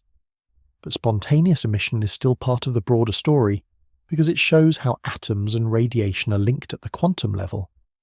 The key point for empty space is that spontaneous emission is not fully explained by treating the atom as completely alone. In quantum electrodynamics, the electromagnetic vacuum plays a role in the probabilities of emission. The vacuum is the lowest energy state of the electromagnetic field, and an excited atom is coupled to that field. Even when no ordinary light is present, the field is still there in its vacuum state. The atom can interact with that field and release energy as a photon. This does not mean energy appears from nowhere. The atom begins in an excited state. It already contains extra energy compared with its lower state. When it emits a photon, that energy is carried away by light. Energy conservation is not being ignored. The vacuum is not donating free energy to the atom like a generous but suspiciously vague cosmic sponsor. Instead, the electromagnetic field provides the physical setting into which the atom can emit a photon. In the older semi-classical picture, one could describe the atom quantum mechanically, while treating the electromagnetic field more classically. That approach can explain some features of light absorption and emission, but spontaneous emission takes on its deeper meaning when the electromagnetic field itself is quantized. The photon is then an excitation of that field. The vacuum is not the absence of the field, but the field in its ground state. The excited atom interacts with the quantized field and can decay by creating a photon. This is another way the vacuum becomes part of the physical story. It is not merely around the atom like empty scenery. It helps define what processes are possible and how likely they are. The rate of spontaneous emission can even be affected by the atom's electromagnetic environment. If the surroundings change the available field modes, the probability of emission can change. This is connected to work by Edward Mills Purcell, who showed that an atom's emission can be influenced by placing it in a resonant cavity. The effect is now called the Purcell effect. That detail is important because it reinforces a theme already seen in the Casimir effect. Boundaries and environments matter. The electromagnetic field does not behave as if space were a featureless emptiness with no conditions. A cavity, a surface, or a structured environment can alter the field modes available to an atom, and if the field modes change, the atom's behavior can change too. The vacuum is not a passive blank. It is part of the system. Glowing gases make this easier to picture. In a gas discharge tube, atoms are excited by electrical energy. As they return to lower energy states, they emit photons with characteristic colours. Neon glows reddish-orange. Hydrogen can produce distinct lines. Sodium vapour gives a strong yellow light. Each colour comes from transitions between specific energy levels. The atom releases energy in precise amounts, and that energy appears as light. The surrounding electromagnetic field is the field into which that light is emitted. Atomic transitions also shape astronomy. Distant gas clouds, stellar atmospheres, nebulae, and galaxies reveal their composition through spectral lines. When atoms emit or absorb light at particular frequencies, they leave patterns that scientists can read across immense distances. Spectroscopy turns light into a kind of cosmic handwriting. The same quantum rules that explain a glowing gas in a laboratory help reveal what stars and nebulae are made of. Spontaneous emission therefore shows that the vacuum affects not only tiny corrections to atomic energy levels, but also the release of light itself. An excited atom does not glow because empty space is secretly full of ordinary light waiting to escape. It glows because the atom has energy to lose, and because the quantist electromagnetic field provides the framework in which photon emission occurs. This deepens the meaning of empty space. The vacuum is not just what remains after matter is removed. It is the ground state of fields that matter interacts with. Around every atom, even in the most carefully prepared darkness, there is still the electromagnetic field in its vacuum state. That vacuum can help shape how energy moves from matter into light. So the quietness of empty space is not the quietness of irrelevance. It is the quietness of a physical foundation. The vacuum can shift atomic levels, influence forces between plates, and participate in the probabilities by which excited atoms release photons. It does not need to be bright in order to matter. It helps explain how brightness appears. And once the vacuum has been seen affecting atoms and light, the idea of emptiness grows stranger again. If the lowest states of fields can shape radiation, forces, and atomic behavior, then perhaps one of the most important features of empty space is not what it lacks, but what fields remain within it. Some of those fields do more than carry light. One of them, the Higgs field, reaches into the question of why certain particles have mass at all. The vacuum becomes even stranger when one of its fields refuses to fade to zero. Most fields are easiest to imagine when something is happening. The electromagnetic field can ripple outward as light. The electron field can produce electrons. Quark fields and gluon fields help build the inner structure of protons and neutrons. But the Higgs field has a special place in the story of empty space, because even in the vacuum, even when no ordinary particles are present, the Higgs field has a non-zero value. In other words, the lowest energy state of the universe is not a state where every field simply settles into nothingness. That is a very quiet sentence with a rather large consequence. Empty space is not fieldless. It is not featureless. In the standard model of particle physics, the Higgs field is part of the basic structure of nature, and its vacuum state is not zero. It is more like an invisible condition present throughout space, not because the vacuum is crowded with matter, but because the field itself has a background value built into the way the universe works. The Higgs field entered modern physics through work in the 1960s by several theorists, including Peter Higgs, François Englert, and Robert Brute. Their work helped explain how certain fundamental particles could acquire mass without breaking the mathematical consistency of the theories describing the weak interaction and electromagnetism. This became known as the Higgs mechanism, and it is one of the central ideas in the Standard Model. The basic idea is not that the Higgs field gives mass to everything in a simple blanket sense. That is a common shortcut, but it can become misleading. The Higgs mechanism explains how certain fundamental particles, such as the electron and the W and Z bosons, acquire mass through their interaction with the Higgs field. Particles interact with the field in different ways, and those interactions are connected to their masses. Some particles, such as photons, do not acquire mass this way and remain massless. A useful comparison is to imagine a field that changes how some things move through it, while leaving others unaffected. But even that picture is only a loose guide. The Higgs field is not a sticky fluid. It is not cosmic treacle. It is not an invisible syrup slowing particles down, though that image has spent many years wandering around popular science wearing a suspiciously confident hat. The real Higgs mechanism is a feature of quantum field theory and symmetry breaking. It describes how fields and particles behave in the mathematical structure of the Standard Model.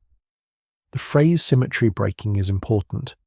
In physics, a symmetry is a property of a system that remains unchanged under certain transformations. The Higgs field is connected to electroweak symmetry breaking, the process by which the electromagnetic and weak interactions take the forms observed at ordinary energies. In the early hot universe, conditions were very different. As the universe cooled, the Higgs field settled into its non-zero vacuum value. That value helps shape the masses of several fundamental particles and the behavior of the weak force. The discovery connected to this field came in 2012 at CERN, the European Organisation for Nuclear Research, using the Large Hadron Collider near Geneva. The ATLAS and CMS collaborations announced the discovery of a new particle consistent with the Higgs boson. This was a landmark moment in particle physics. It confirmed a key prediction of the Standard Model and showed that the Higgs field was not merely an elegant theoretical patch, but part of the physical world. The Higgs boson is not the same thing as the Higgs field. This distinction matters. A photon is an excitation of the electromagnetic field. In a similar way, the Higgs boson is an excitation of the Higgs field. The field is the underlying entity. The boson is a particle-like ripple in that field, detectable under the extreme conditions created in high-energy particle collisions. At the Large Hadron Collider, protons are accelerated to enormous energies and smashed together, creating conditions where heavy, short-lived particles can appear and then decay into other particles that detectors can measure. So when scientists discovered the Higgs boson, they were not finding a little object that floats everywhere, giving mass to things by bumping into them. They were detecting evidence of the Higgs field through one of its excitations. The discovery was like hearing a note from an instrument that had been hidden in the walls of reality. The note did not create the instrument, but it revealed that the instrument was there. This makes the Higgs field directly relevant to the question of why empty space is not really empty. The vacuum value of the Higgs field is not zero. Even the lowest energy state of space contains this field condition. Remove ordinary particles, remove dust, remove light, remove atoms, and the Higgs field remains as part of the fabric of the Standard Model. Empty space has a built-in structure that helps determine the properties of certain particles whenever those particles exist. Still, it is important not to overstate the idea. The Higgs field does not explain all mass in the universe. Much of the mass of everyday matter comes from protons and neutrons, and most of the mass of protons and neutrons comes not from the Higgs field directly, but from the energy of the strong interaction inside them. Quarks have some mass through their interaction with the Higgs field, but the greater part of proton and neutron mass arises from the restless dynamics of quarks and gluons governed by quantum chromodynamics. That means the mass of a person, a planet, a cup of tea, or a sleepy cat is not simply Higgs field mass all the way down. Much of it comes from strong interaction energy inside atomic nuclei.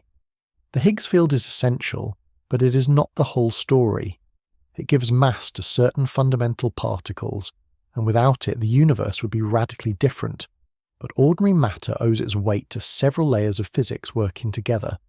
The Higgs field is one of the clearest examples of the vacuum as a physical state rather than a perfect absence.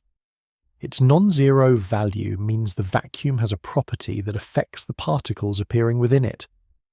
This is not a minor detail hidden in a corner of theory.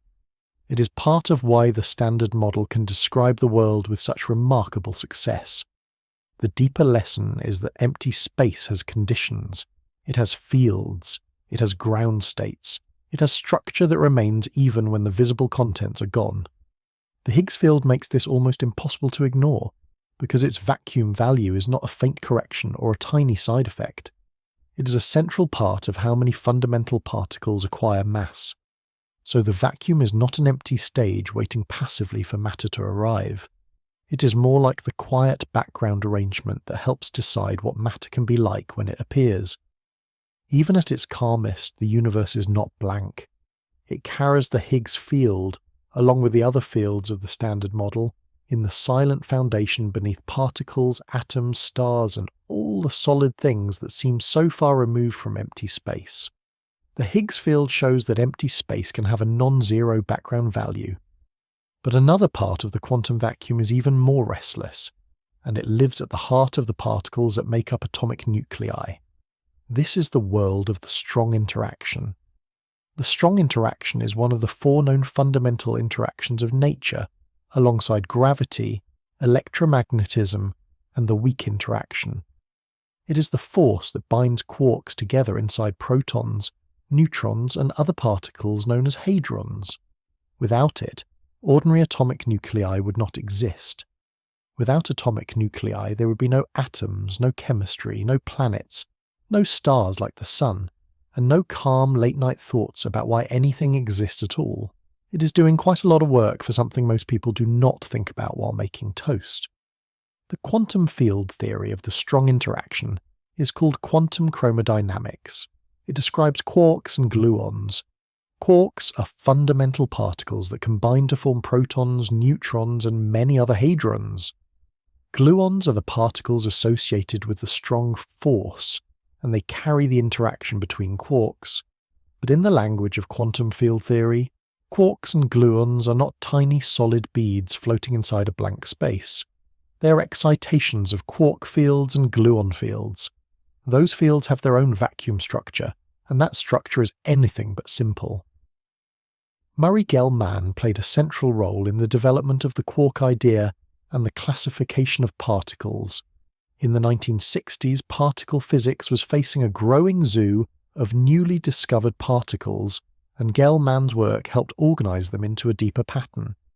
Quarks provided a way to understand many hadrons as combinations of more basic ingredients.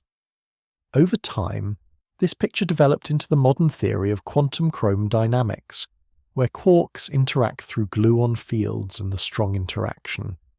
The word chromodynamics may sound as if someone tried to make physics more colourful than strictly necessary. The chromo part refers to colour charge, not colour in the ordinary visual sense. Quarks are described as having types of strong charge that physicists call colour, while gluons carry colour charge as well. This is only a label, not a claim that quarks are actually red, green, or blue, like tiny festive decorations. The strong interaction uses this colour charge in a way that is mathematically rich and physically powerful. The vacuum of quantum chromodynamics is very different from the simple idea of empty space as inert nothingness. In quantum electrodynamics, the vacuum already has subtle structure, as seen in effects like the Lamb shift and the Casimir effect. But the strong force has an even more complex vacuum. The fields involved interact with themselves strongly. Gluons, unlike photons, carry the kind of charge they respond to, which means gluon fields can interact with other gluon fields. The result is a vacuum with deep internal structure. One important idea is the quark condensate. A condensate in this context does not mean ordinary liquid forming on a window. It refers to a non-zero vacuum expectation associated with quantum fields. In broad terms, the quantum chromodynamic vacuum contains structured field behavior linked to quark and gluon dynamics, even when no ordinary particles are present. This is part of why the vacuum is not simply an empty container. It can have hidden order and deep field structure. Gluon fields are also central. The strong interaction becomes intense at the scales inside protons and neutrons. Quarks are not found freely wandering alone under ordinary conditions. Instead, they are confined inside hadrons. This property is called confinement. It means that attempts to pull quarks apart do not simply produce isolated quarks. Instead, enough energy can create new quark and antiquark combinations. Nature, in this area, appears to have a very strict no loose quarks policy. Another key property is asymptotic freedom. David Gross, Frank Wilczek, and David Politzer showed that quarks behave differently at extremely short distances than they do at larger confinement scales. At very short distances, or very high energies, quarks interact more weakly, as if they are nearly free within the hadron. At larger distances, the strong interaction grows stronger, helping keep quarks confined. This discovery was a major triumph for quantum chromodynamics and helped confirm it as the theory of the strong interaction. This strange behavior is one of the reasons the strong force is so different from electromagnetism. Electromagnetism becomes weaker with distance in a familiar way. The strong interaction does not behave so gently at the scale of quarks inside hadrons. It has a richness that makes it both difficult to calculate and essential for understanding matter. Physicists use methods such as lattice quantum chromodynamics, where space-time is approximated as a grid for numerical calculations, to study strong interaction behavior that cannot be handled easily with simpler approximation methods. The connection to mass is especially important. It is often said that the Higgs field gives particles mass, and for certain fundamental particles, that is true in a specific and essential way. But most of the mass of protons and neutrons does not come directly from the small bare masses of the quarks inside them. A proton contains quarks, but the combined bare masses of those quarks account for only a small fraction of the proton's total mass. Most of the proton's mass comes from the energy of the strong interaction and the dynamics of quarks and gluons inside it. This is a profound point. The mass of ordinary matter, the matter in bodies, rocks, oceans, mountains and cups of tea, comes largely from the energetic structure of quantum chromodynamics inside protons and neutrons. Matter feels solid and heavy, partly because of field dynamics happening at scales far too small to see. The vacuum structure and field behavior of the strong interaction are not decorative details. They are tied to why matter has the mass and stability it does. This brings the idea of empty space into sharper focus. The vacuum of the strong force is not a quiet nothing. It is not just a blank background waiting for quarks to appear. It is a structured quantum state, shaped by quark fields, gluon fields, condensates, confinement, and the deep rules of quantum chromodynamics. Even when no ordinary particles are present, the fields of the strong interaction have a ground state with real physical meaning. The vacuum, then, is not the same in every theory as a simple empty silence. The electromagnetic vacuum has one kind of structure. The Higgs field gives the vacuum a non-zero background value. The quantum chromodynamic vacuum has its own dense and subtle architecture. Empty space in modern physics is not a single plane absence. It is the combined lowest state of many fields, each with its own behavior and its own role in shaping reality. This is why the title reaches deeper than it first appears. Empty space is not really empty, because the fields of nature remain, and some of those fields have astonishingly rich vacuum structure. The strong interaction shows that the vacuum is not merely a background around matter. It is part of the reason matter has the form, mass, and stability that make the visible world possible. The emptier state of the strong force is still a state with hidden depth, and from that depth, the heavy quiet substance of everyday reality begins to emerge. A charged particle does not sit inside empty space quite as simply as it might seem. An electron, for example, carries electric charge. In classical electromagnetism, that charge produces an electric field around it. Another charged particle placed nearby responds to that field, either attracting or repelling depending on the charges involved. This is already a powerful picture, and it explains a huge amount of ordinary reality, from atoms holding together to electricity flowing through wires. But in quantum electrodynamics, the space around a charge becomes more subtle. The vacuum around the electron is not a perfectly blank region. It is a quantum field environment, and that environment changes how the electromagnetic interaction is experienced. This effect is called vacuum polarisation. The phrase sounds almost as if empty space has been given a tiny opinion, and in a sense it has. Vacuum polarisation refers to the way quantum fields alter the behaviour of electromagnetic interactions around charged particles.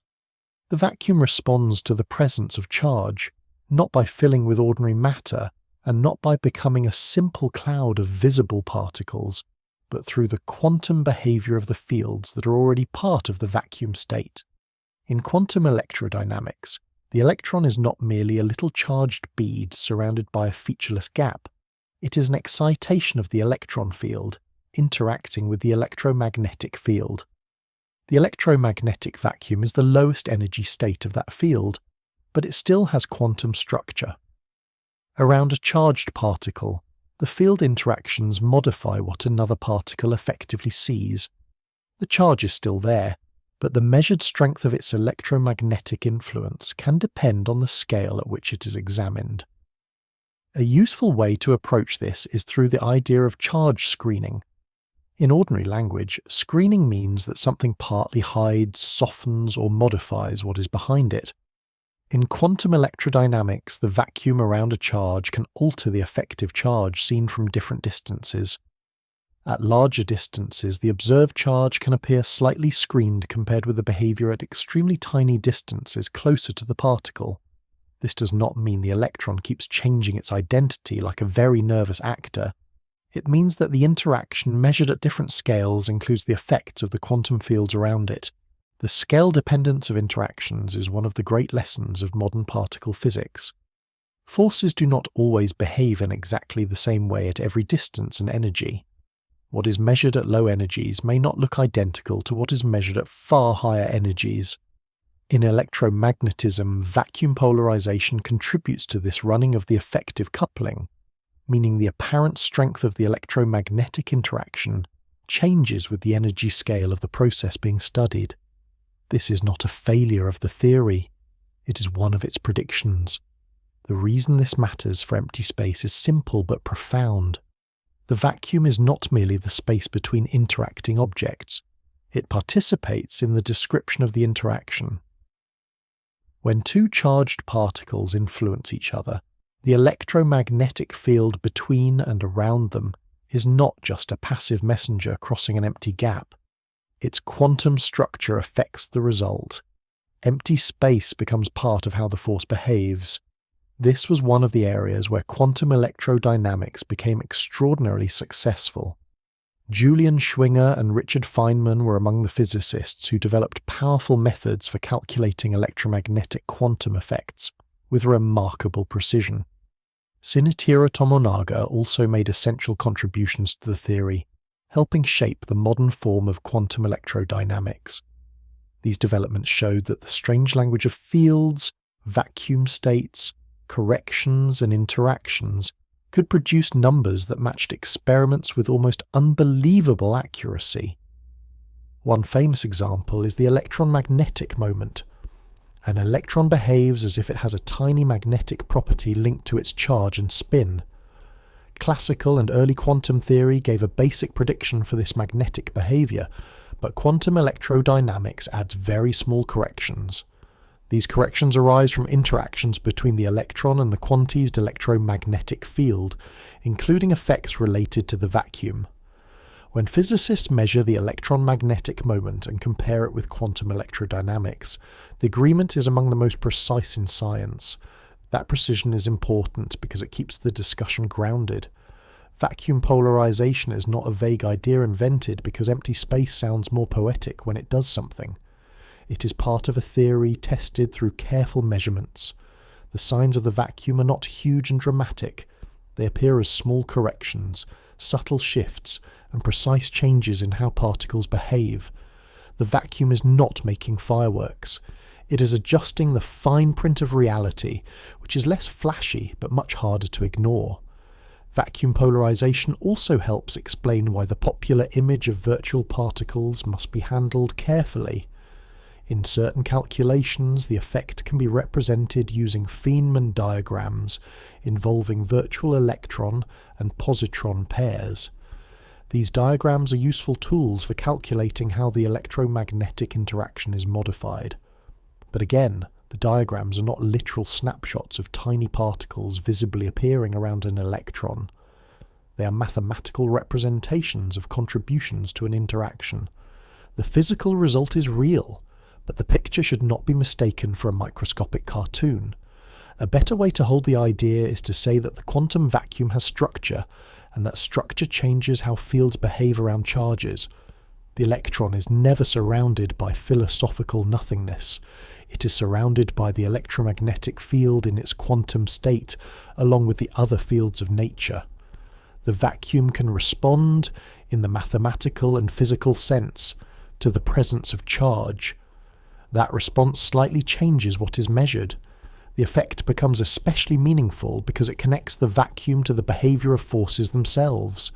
The vacuum does not only influence special cases such as metal plates in the Casimir effect or hydrogen energy levels in the Lamb shift. It also appears in the way the electromagnetic interaction is described around charged particles.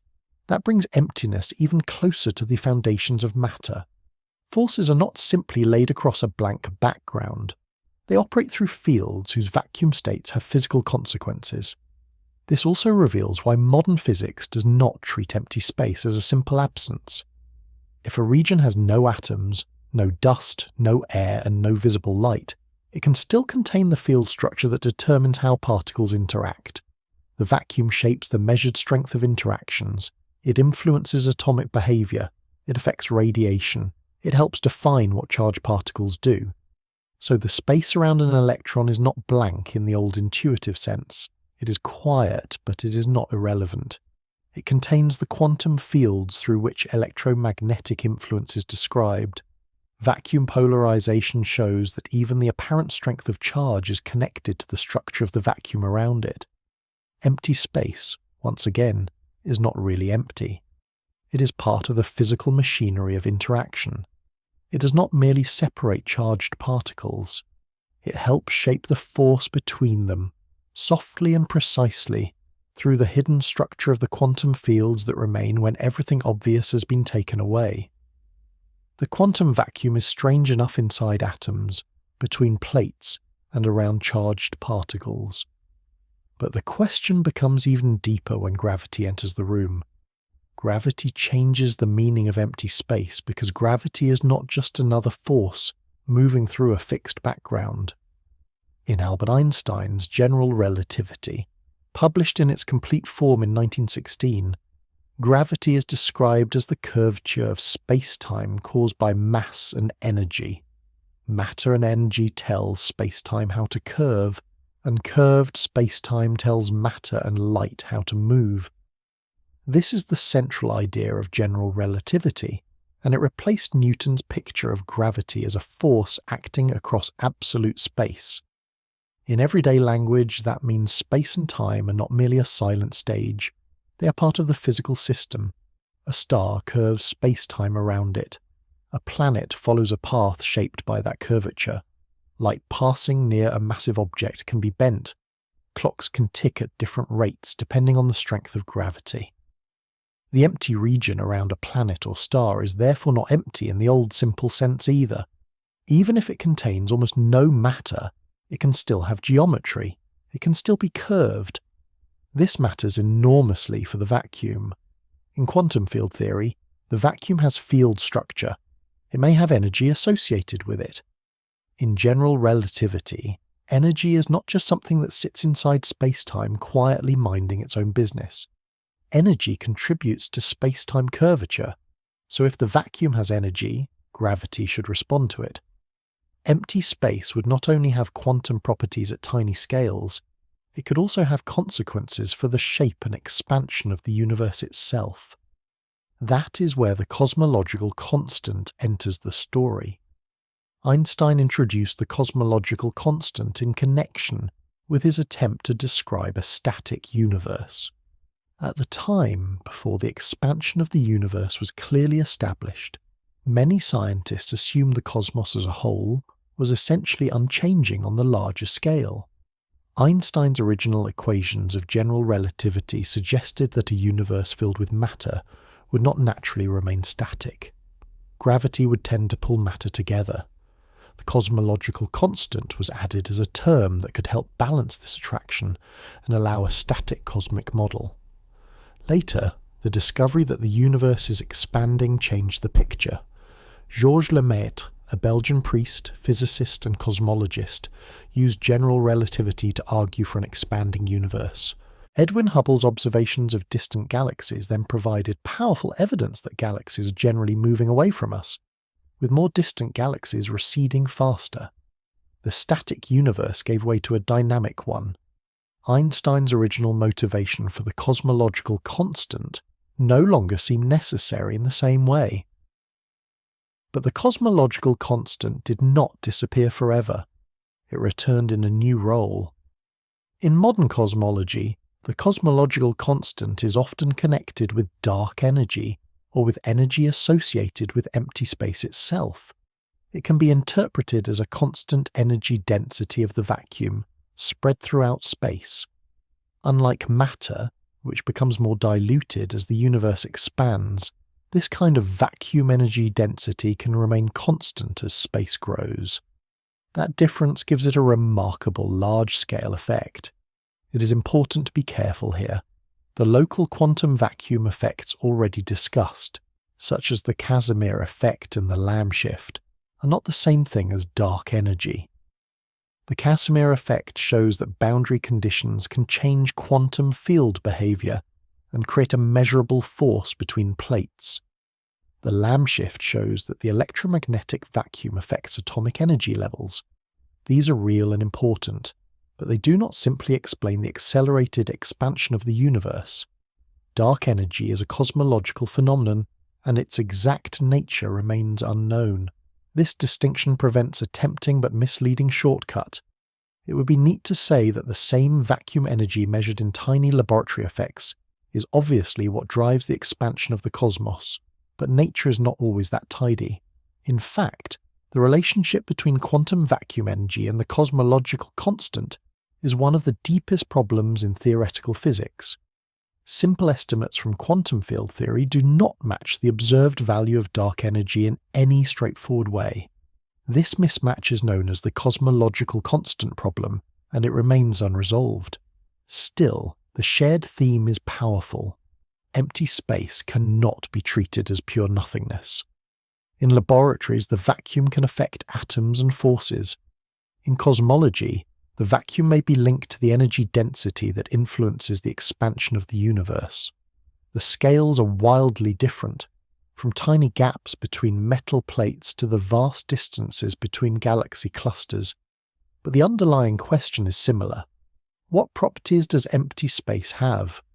General relativity makes that question unavoidable, because gravity responds to energy. The energy of the vacuum cannot be dismissed as a harmless detail. If empty space has a large-scale energy density, then empty space itself becomes part of cosmic history. It can influence whether the universe slows down, speeds up, expands forever, or changes its behavior over immense stretches of time. This is a strange thought. The emptiest regions between galaxies may not merely be gaps separating the visible structures of the cosmos. They may help shape the motion of those structures. Space is not just the distance between galaxies. In general relativity, space can expand. If dark energy is connected to the vacuum, then the properties of empty space are tied to the fate of the universe. This does not mean every patch of emptiness is glowing with mystery in a dramatic way. Most of the time, empty space looks exactly like empty space. It does not announce its energy density. It does not hum politely so astronomers know where to point their telescopes. Its influence is subtle and large-scale, appearing in the changing expansion rate of the universe rather than in some local sparkle. But subtle does not mean unimportant.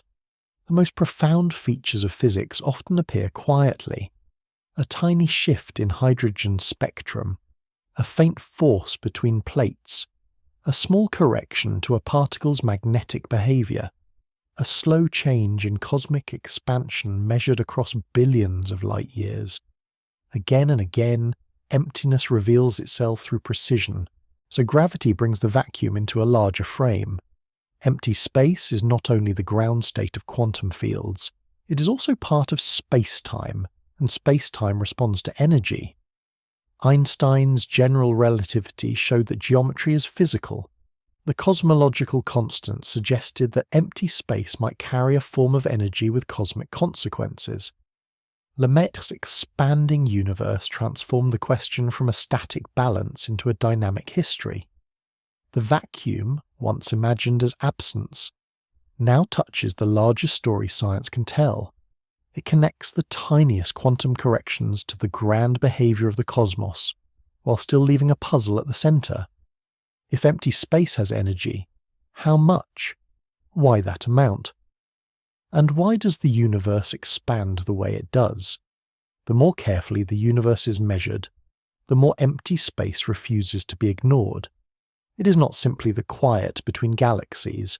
It may be one of the actors shaping the cosmic stage itself. The vacuum became even more mysterious when astronomers discovered that the universe is not merely expanding, its expansion is speeding up. For much of the 20th century, the great question seemed to be whether cosmic expansion would slow down forever, continue gently, or one day reverse. Gravity pulls matter together, so it seemed natural to expect that the expansion of the universe should be gradually decelerating. Galaxies were moving away from one another on the larger scales, but the combined gravity of matter should act like a kind of cosmic brake.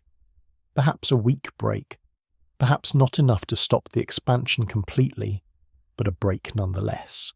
Then, in the late 1990s, observations of distant Type 1a supernovae changed the picture. Type 1a supernovae are exploding stars with useful regularities in their brightness, allowing astronomers to estimate their distances across enormous stretches of space. By comparing how bright these supernovae appeared with how much their light had been stretched by cosmic expansion, researchers could reconstruct how the expansion rate of the universe had changed over time. Two major teams found something unexpected. The expansion was not slowing down in the way many had anticipated. It was accelerating. Distant supernovae appeared dimmer than expected in a decelerating universe, suggesting they were farther away than the older models predicted. The universe, instead of coasting under gravity's gradual restraint, seemed to be pushed into a faster expansion over cosmic time. Saul Perlmutter, Brian Schmidt, and Adam Rees became closely associated with this discovery through their work on the supernova observations. Their research helped establish one of the most surprising results in modern cosmology. Some unknown component of the universe appears to be driving accelerated expansion. That unknown component is called dark energy. The name dark energy is honest, in its own slightly shadowy way. It does not mean scientists know exactly what it is. It means there is a measured cosmic effect that needs a name. Dark energy is the term used for whatever is causing the accelerated expansion of the universe. It is dark, because it does not shine or interact with light in the ordinary way, and energy, because in general relativity the behavior resembles a component with energy density and pressure affecting the expansion of space-time. The leading simple model treats dark energy as a cosmological constant. In that picture, empty space itself has a constant energy density. As the universe expands and more space appears, this energy density remains associated with space. Matter becomes more diluted as galaxies move apart and volume increases. Radiation also becomes diluted and redshifted. But a cosmological constant does not dilute in the same way. It remains tied to the fabric of space itself. This is where the title becomes cosmic. Empty space may not simply sit between galaxies like a harmless dark gap. It may help shape the expansion history of the entire universe. The emptiest regions of the cosmos may be connected to the larger scale behavior of space-time. That is a strange idea to sit with quietly. The spaces between galaxies, the places that look most like nothing, may be influencing the future of everything. But this must be said carefully. Dark energy is not fully understood. Vacuum energy is one possible interpretation, but current theory faces severe problems in predicting the observed value. Quantum field theory suggests that vacuum states can have energy. General relativity says energy affects space-time curvature. It is natural, then, to wonder whether vacuum energy might explain dark energy. The difficulty is that straightforward estimates of quantum vacuum energy do not match the tiny observed value associated with cosmic acceleration. They differ by an enormous amount depending on the assumptions used.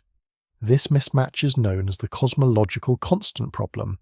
It is one of the deepest unsolved issues in theoretical physics. The problem is not simply that scientists do not know a number. It is that two of the most successful frameworks in physics, quantum field theory and general relativity, do not easily agree, when the vacuum energy of empty space is connected to cosmic expansion. The universe appears to have a small but non-zero dark energy effect.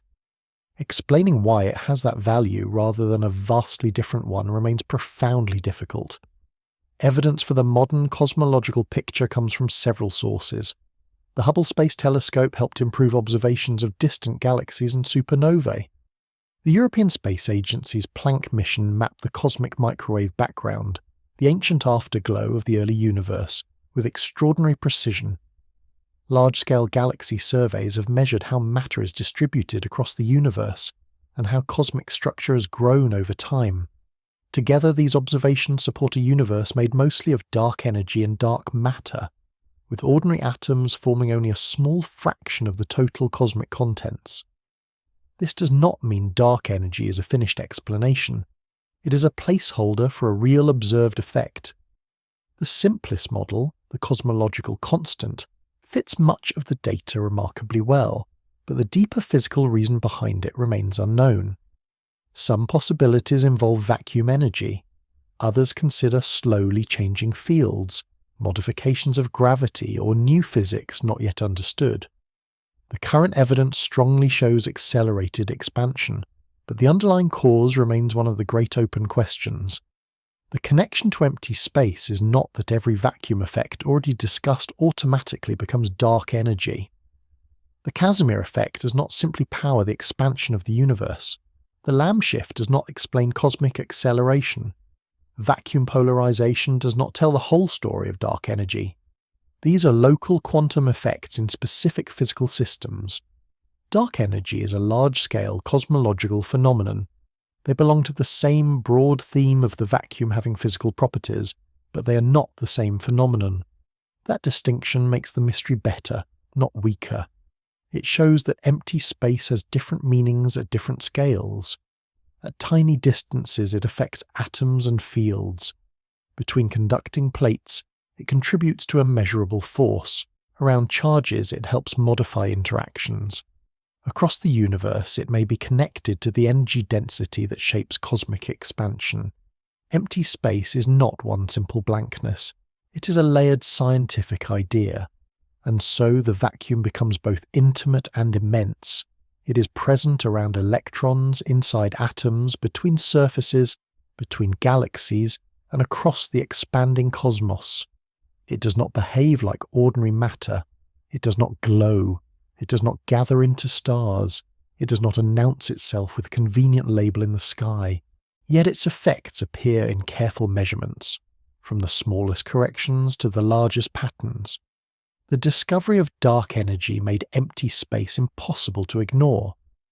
If the acceleration of the universe is connected to vacuum energy or a cosmological constant, then emptiness is not merely the absence of galaxies. It is part of the universe's motion. The blank spaces are not just gaps in the cosmic map. They may be helping write the map's future. The universe, it seems, is not expanding through empty space in the old simple sense. Space itself is expanding, and whatever dark energy is, it belongs to that story. The vacuum is no longer just a quiet background. It may be one of the deepest reasons the cosmos is changing the way it does. Black holes make empty space feel less empty in a different and more unsettling way. They show that the vacuum is not always the same for everyone, everywhere, under every condition. Near a black hole, gravity becomes so intense that space-time itself is shaped into a boundary, and the quiet rules of quantum fields begin to take on a strange new form. A black hole is a region where gravity has become so strong that, beyond a certain boundary, light cannot escape to distant observers. That boundary is called the event horizon. It is not a solid surface. It is not a shell that a falling astronaut would necessarily bump into like a wall, which is fortunate, although the rest of the journey would still be rather hard to recommend. The event horizon is a boundary in space-time. Once something crosses it inward, every future path that object can take leads deeper toward the black hole. Even light, the fastest thing in the universe, cannot climb back out once it is inside. In classical general relativity, a black hole is truly black. Matter may glow as it falls in, forming a hot accretion disk around the black hole, but the black hole itself does not emit light from within the event horizon. The horizon marks the point of no return. For a long time, this seemed to make black holes simple in one sense. They could absorb but not shine. Stephen Hawking changed that picture in the 1970s. When quantum field theory is considered in curved space-time, black holes are predicted to emit radiation. This radiation is now called Hawking radiation. It is one of the most famous results in theoretical physics, because it links three great ideas that usually live uneasily together: quantum theory, gravity, and thermodynamics. The simplest popular explanation often says that pairs of virtual particles appear near the event horizon. One falls into the black hole, and the other escapes as radiation. This picture can be useful as a first metaphor, but it should not be treated as the full explanation. Hawking radiation is not simply ordinary particles popping out of nowhere beside a black hole while one unlucky partner drops in. The real calculation concerns quantum fields in curved space-time, and how the presence of an event horizon changes what different observers call particles and vacuum. That last point is crucial. In ordinary flat space-time, it is already subtle to define the vacuum as the lowest energy state of a field. Near a black hole, space-time is curved, and the event horizon changes the global structure of what can be observed. The idea of a particle becomes more observer-dependent. What one observer describes as vacuum may not be described in exactly the same way by another observer. Empty space is no longer a simple universal condition agreed upon from every point of view. This does not mean reality becomes meaningless, or that anything can be called anything. The mathematics is precise. It means the vacuum in quantum field theory depends on the structure of space-time and on the observer's motion and access to information. Near horizons, that dependence becomes physically important. A black hole horizon separates regions of space-time in a way that changes how quantum fields are described by distant observers. Jacob Bekenstein had already made a profound contribution by arguing that black holes should have entropy.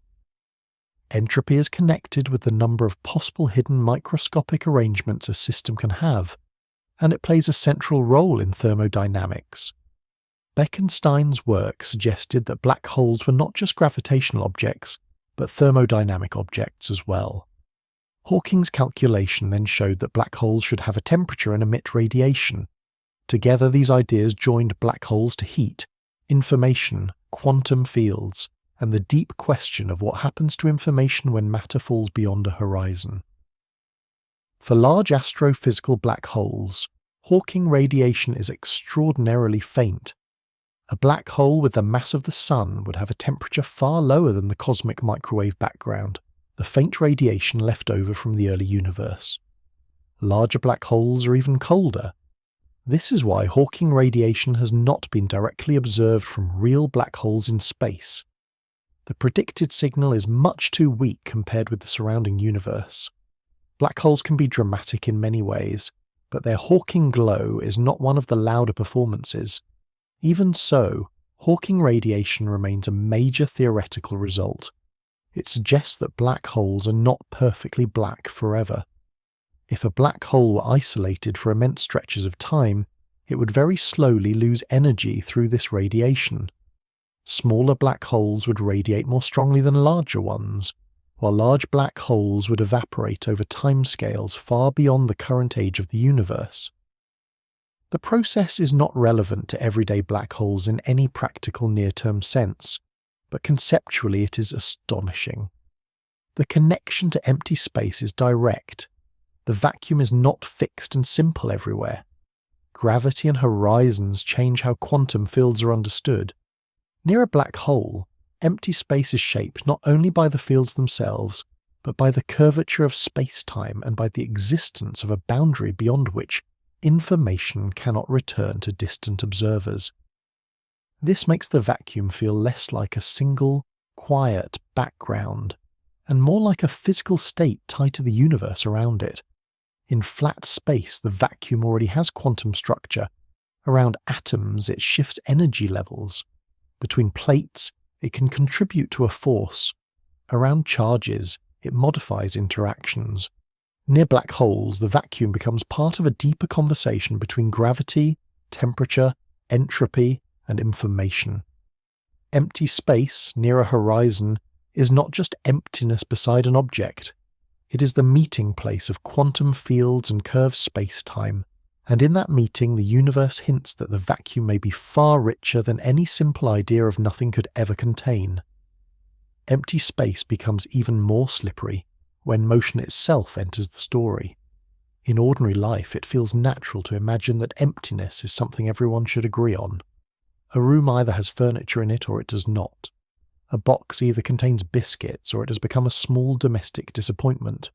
Space, in the same everyday way, seems as though it should either contain particles or not contain particles. But quantum field theory suggests that the answer can depend on the observer's motion. The Unruh effect, named after the physicist William Unruh, is one of the clearest examples of this strange idea. It predicts that an observer accelerating through empty space can detect what looks like a warm bath of particles, while an observer moving steadily, without acceleration, describes that same region as vacuum. In simple terms, one observer sees emptiness, while another observer, because of acceleration, does not describe the field in quite the same way. That sounds almost unreasonable at first. Empty should mean empty, but relativity had already shown that observers in different states of motion can disagree about measurements of time, distance, and simultaneity while still living in the same physical universe. Quantum field theory adds a deeper layer. The idea of a particle is not always as absolute as it seems. In certain situations, especially involving acceleration or curved space-time, what counts as a vacuum state can depend on the observer. This does not mean the universe becomes a matter of opinion. It does not mean someone can accelerate very quickly and declare an empty cupboard full of snacks, which would be a useful but sadly unsupported branch of physics. The Unruh effect is a precise theoretical prediction about quantum fields and accelerated motion. It says that an accelerating detector in a vacuum can respond as though it is immersed in thermal radiation. The vacuum seen by one observer can appear as a warm environment to another. The temperatures involved are astonishingly tiny for ordinary accelerations. To produce even a modest Unruh temperature, an observer would need an acceleration far beyond anything experienced in everyday life. A car, a plane, a rocket launch, or even very intense laboratory motion would produce an effect so small that detecting it directly is extraordinarily difficult. This is one reason the Unruh effect remains a profound theoretical idea rather than a familiar experimental fact. It is not something anyone notices while standing in a lift, even if the lift is already doing enough to make physics feel personal. The reason the effect matters is not because it is easy to observe. It matters because it reveals something deep about the vacuum. Empty space is not always an absolute condition that every observer describes identically. In quantum field theory, the vacuum is tied to how fields are defined, how time is measured, and how observers move through space-time. Acceleration changes the observer's relationship to the field. That change can alter what the observer detects. This connects closely to the earlier idea of black holes. Hawking radiation and the Unruh effect are not identical, but they are conceptually related. Both involve quantum fields, horizons, and the fact that the vacuum is not always simple for every observer. In Hawking radiation, the event horizon of a black hole changes how quantum fields are described by observers far away from the black hole. In the Unruh effect, acceleration creates a kind of horizon for the accelerating observer, because there are regions of space-time from which signals can never catch up with them. In both cases, the vacuum is linked to motion, horizons, and the structure of space-time. A horizon, in this broad sense, is not always a physical surface. It can be a boundary in what an observer can access. For a black hole, the event horizon is the boundary beyond which light cannot escape to distant observers. For an accelerating observer, the horizon is connected to the limits of what parts of space-time can send signals to that observer. Quantum fields across these boundaries are described in ways that make the vacuum less universal, than everyday intuition expects. This is a very subtle kind of emptiness. It is not like saying one observer sees a room full of chairs while another sees no chairs. It is more precise and more deeply woven into theory. The field itself is being described according to different observer perspectives. The steady observer sees the field in its vacuum state. The accelerating observer can experience a thermal response.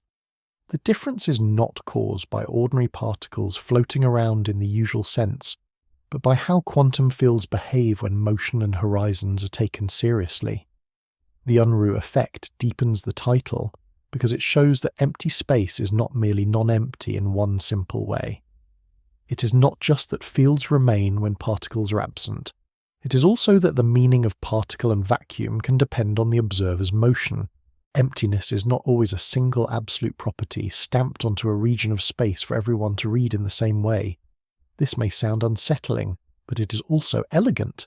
The vacuum is not becoming random or magical. It is obeying precise laws. Quantum field theory and relativity are quietly agreeing on something unfamiliar. That what seems empty can depend on the relationship between fields, observers, acceleration, and space-time. The lesson is that empty space is not a dull absence waiting to be filled. It is a physical state, and physical states are described within a universe where motion, gravity, and measurement matter. Near a black hole, the vacuum is shaped by curved space-time and horizons. For an accelerating observer, the vacuum can take on a thermal character. In both cases, emptiness becomes less like a blank and more like a question whose answer depends on how the universe is being observed. This also points toward the early universe, where space-time itself was changing rapidly. If acceleration and horizons can alter how the vacuum appears, then a young expanding universe filled with quantum fields becomes a place where emptiness may have had powerful consequences. The quiet vacuum of fields, stretched and shaped by cosmic expansion, may have helped seed the structure that later became galaxies, stars, planets, and eventually observers wondering why nothing is never quite nothing. The early universe was not empty in the ordinary sense. It was not a cold, dark room waiting for stars to arrive. It was hot, dense, rapidly changing, and filled with fields, radiation, particles, and extreme conditions very far from everyday experience. But the strange thing is that even in this crowded beginning, the idea of the vacuum still matters. Not the vacuum as a quiet, empty chamber, but the vacuum as a state of fields, with energy, structure, and consequences. Modern cosmology treats fields as central to the story of the early universe.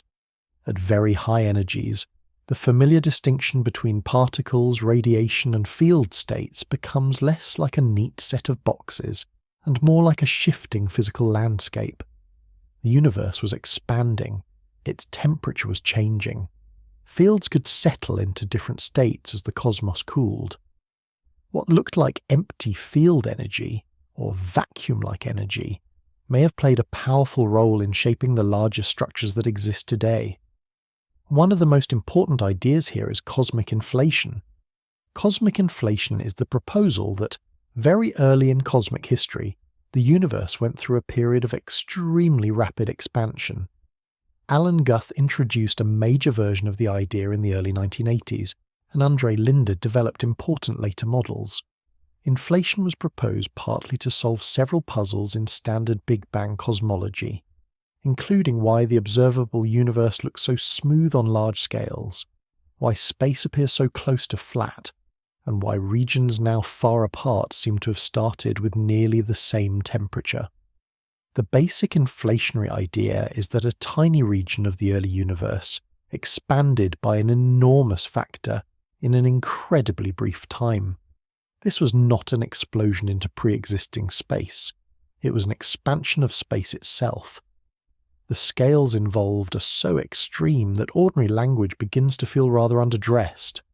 Inflation would have stretched tiny quantum scale variations into cosmic scale patterns, turning microscopic uncertainty into the faint beginnings of the structure later seen across the universe.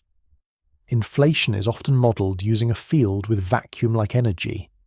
This hypothetical field is often called the inflaton field. In many models, the energy associated with this field behaves somewhat like a temporary cosmological constant, driving rapid expansion. The field eventually changes state, inflation ends, and its energy is converted into particles and radiation in a process often called reheating. This helps connect the inflationary phase to the hot early universe described by the Big Bang model. That is the broad picture, but it must be treated honestly. Inflation is a powerful and influential framework, supported by several successful predictions, but the exact field responsible, the precise mechanism, and the conditions that began inflation remain open questions. There are many models of inflation. Not every version is confirmed. Scientists do not yet know whether there was a single inflaton field, something more complicated, or some deeper theory behind the process. The idea is well motivated, but the details are still an active research frontier. One of inflation's most important features is its connection to quantum fluctuations. In quantum field theory, fields have unavoidable fluctuations associated with their vacuum states. During inflation, rapid expansion could stretch tiny fluctuations to enormous scales. These fluctuations would become small differences in density from place to place. Over time, gravity would amplify those slight differences. Slightly denser regions would attract more matter. Eventually, those early variations could grow into the seeds of galaxies, galaxy clusters, and the vast cosmic web. This is one of the most beautiful ideas in modern cosmology. The largest visible structures in the universe may have roots in tiny quantum variations from the early universe. Galaxy clusters, long filaments of matter, great cosmic voids, and the broad pattern of galaxies across space may all trace back to small initial ripples stretched by inflation.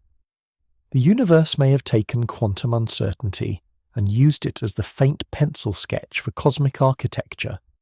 The evidence for this picture is connected to the cosmic microwave background. The cosmic microwave background is ancient radiation left over from the early universe, released when the cosmos cooled enough for atoms to form and light to travel freely. It fills the universe today as a faint microwave glow, coming from every direction. It is not perfectly uniform. It has tiny temperature variations, and those variations carry information about the early structure of the cosmos. Several major missions have mapped this radiation. The Cosmic Background Explorer detected the tiny temperature differences in the cosmic microwave background. The Wilkinson Microwave Anisotropy probe measured them with much greater detail. The European Space Agency's Planck mission later produced an even more precise map. These observations show a universe that is remarkably smooth overall, but with small fluctuations in just the kind of pattern that inflationary models were designed to explain. The cosmic microwave background does not prove every detail of inflation. It does, however, provide strong support for the broad idea that the early universe contained tiny variations that later became large-scale structure. Inflation explains several features elegantly, including the near uniformity of the cosmic microwave background and the kind of density variations observed. At the same time, scientists continue looking for more decisive evidence, such as possible signs of primordial gravitational waves, which could offer deeper clues about the inflationary era. This brings the question of empty space into a much grander setting. The early universe was certainly not empty like intergalactic space today, but vacuum states and vacuum-like energy may still have been central. A field in a high-energy vacuum-like state may have driven the rapid expansion of inflation. Quantum fluctuations in fields may have been stretched into the seeds of structure. What appears at first to be abstract field behavior may have shaped the distribution of galaxies across the observable universe. The lesson is not that the universe came from ordinary nothing, or that empty space is secretly packed with familiar matter. The lesson is subtler. In modern physics, the vacuum is a state of fields, and field states can have energy, fluctuations, and consequences.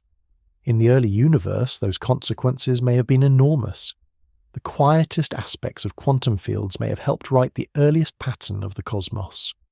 So empty space is not really empty in a way that reaches far beyond laboratories and atoms. The vacuum is not only a small-scale curiosity. In the right conditions, field energy and quantum fluctuations may influence the entire cosmic story. The galaxies shining across the night, the clusters gathered in deep space, and the vast dark regions between them may all carry traces of a time when the vacuum itself helped shape what the universe would become. The vacuum is not only strange because it has fields, energy, and quantum structure. It may also be strange because the vacuum itself can have different possible states. This idea begins with a subtle distinction. A vacuum state is often described as the lowest energy state of fields, but in some theories, a field may settle into a state that looks stable locally without being the deepest possible state overall. That kind of state is called a false vacuum. It is false, not because it is imaginary, but because it is not the final lowest energy arrangement available to the field. It can appear stable from where it sits, like a ball resting in a shallow valley, while a deeper valley exists somewhere beyond a hill. This comparison is useful, as long as it is not taken too literally. A field is not a ball rolling across a landscape in ordinary space. The landscape is an energy landscape, a way of describing possible field states and their energies. A false vacuum is a state that can remain in place for a very long time because there is a barrier between it and a lower energy state.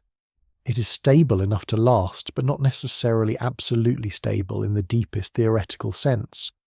The possible transition from a false vacuum to a lower energy vacuum is called vacuum decay. In quantum field theory, this is a theoretical process in which a region of space could shift from a metastable vacuum state to a more stable one. The word metastable means stable for a long time, but not guaranteed to be permanent forever. It is the same broad idea used in many areas of physics and chemistry. A system can remain in a state that is not the lowest possible energy state because something prevents an easy transition. This subject can sound dramatic very quickly, so it deserves calm handling. Vacuum decay is not something scientists expect to happen tomorrow, next year, or on any ordinary human timescale. It is a theoretical possibility in certain models of fields and cosmology. It is part of how physicists think about the structure of the vacuum, not a practical warning notice pinned to the universe. The universe is not politely counting down in the corner, and there is no need to check the vacuum for cracks before going to bed. Sidney Coleman made important contributions to the theory of false vacuum decay in the 1970s. His work described how a false vacuum could decay through a quantum process, often imagined as the formation of a bubble of lower energy vacuum. If such a bubble formed under the right theoretical conditions, it could expand, converting the surrounding false vacuum into the lower energy state. This became an important part of discussions involving quantum fields, phase transitions, and the early universe. The idea also connects to cosmology because the early universe may have passed through different field states as it cooled and expanded. Fields can change their vacuum states during cosmic history. These changes are called phase transitions, by analogy with familiar changes like water freezing or boiling, though the physics of fundamental fields is very different from water in a kettle. In the early universe, field transitions may have helped shape the forces and particles known today. One of the most discussed modern examples involves the Higgs field. Since the Higgs boson was discovered at CERN in 2012, physicists have been able to use its measured mass, along with the measured mass of the top quark, to explore the stability of the electroweak vacuum. The electroweak vacuum is the present vacuum state associated with the Higgs field and the electroweak part of the standard model. Calculations suggest that our vacuum may be stable, metastable, or close to a boundary between different possibilities, depending on the precise values used and on assumptions about physics at very high energies. The top quark matters here, because it interacts strongly with the Higgs field. Its mass affects how the Higgs field's energy behavior changes at extremely high energies. The Higgs boson mass and top quark mass together help determine what the standard model seems to predict about vacuum stability. But these calculations are delicate. They depend on extremely precise measurements, mathematical assumptions, and the possibility that unknown physics beyond the standard model may appear at energies far higher than current experiments can reach. That last point is essential. Vacuum stability is not a closed question, answered by one simple number. It is a frontier problem. It depends on what the standard model does at very high energies and whether the standard model remains complete all the way up to those scales. Many physicists expect that deeper physics may exist beyond the standard model, perhaps connected to quantum gravity, dark matter, neutrino masses, or other unresolved questions. Such physics could alter the vacuum stability picture. So this is a place where scientific honesty matters. Some vacuum phenomena are experimentally grounded very directly. The Lamb shift, the Casimir effect, the electron magnetic moment, and the Higgs boson discovery are tied to precise measurements. False vacuum decay and electroweak vacuum stability, by contrast, belong more to the theoretical frontier. They are serious scientific ideas, but they involve conditions and energy scales far beyond ordinary experience. That does not make them unimportant. It makes them a reminder that the vacuum is not just non-empty, but structured. Empty space may have possible states. Those states may have different energies. The vacuum may be stable in one theory, metastable in another, or altered by physics not yet discovered. The deepest form of emptiness is not simply a blank. It may be a position in a vast field landscape, shaped by the laws of quantum fields. This connects directly to the question of why empty space is not really empty. The vacuum is not just the absence of particles. It can be a state with specific values of fields, specific energy properties, and possible transitions. A universe with a Higgs field has a vacuum connected to the behavior of that field. A universe with other unknown fields may have even more possibilities hidden beyond current measurement. The false vacuum idea is one of the most powerful examples of how far the word empty has travelled. It once meant a gap with nothing in it. Then it became a scientific vacuum with air removed. Then it became the ground state of fields. Now, in theoretical physics, it may also be a state whose stability depends on the deep structure of the laws of nature. Empty space in this view is not a dead absence. It is a physical condition. It may be stable.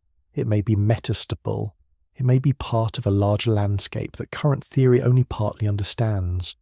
The silence of the vacuum is not the silence of nothingness, but the silence of fields resting in a particular arrangement, holding steady across the universe with extraordinary calm. Empty space is not really empty, because the universe does not appear to have a true physical blank in the simple everyday sense. Remove ordinary matter, remove air, remove dust, remove atoms, remove visible light, and something still remains. Fields remain, quantum ground states remain, space-time structure remains. In cosmology, vacuum energy may remain. The vacuum is not crowded like a room full of hidden furniture, but it is not the same as absolute nothingness either. It is a physical state, and physical states have properties. This is the quiet answer beneath the whole question. Empty space is not full in the ordinary sense, but it is not a perfect absence. It is not packed with little particles waiting invisibly in every corner. It is not a secret mist, a magical substance, or a cosmic cupboard of spare matter. It is the lowest energy state of the fields that make up modern physics, a condition in which ordinary particles may be absent, but the deeper structure of nature has not disappeared. That distinction took a long time to reach. The story began with the ancient argument over the void.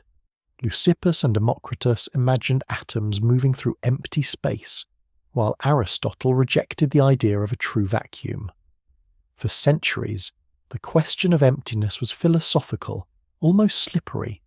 Could nothing have size? Could a place exist with no substance inside it? Was a void part of reality, or a contradiction dressed up as a location?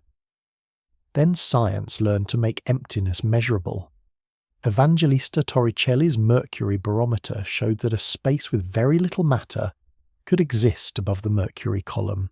Blaise Pascal connected air pressure to altitude. Otto von Guericke's vacuum pump and Magdeburg hemispheres revealed the power of atmospheric pressure by removing air from a sealed space. The vacuum entered the laboratory, though it was not absolute nothingness.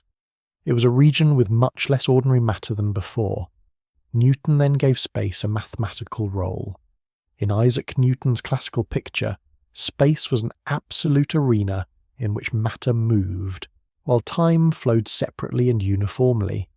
Empty space could exist as a fixed background with distance, direction, and geometry. It did not need to be active in the modern quantum sense, but it was still physically meaningful. It allowed motion to be described, forces to be calculated, planets to orbit, tides to be explained, and projectiles to follow predictable paths. The next change came with fields. Michael Faraday treated electric and magnetic fields as physical quantities extending through space. James Clerk Maxwell unified electricity and magnetism into classical electromagnetism, showing that electromagnetic waves could travel through a vacuum at the speed of light. Empty space could carry radiation, field energy, and influence.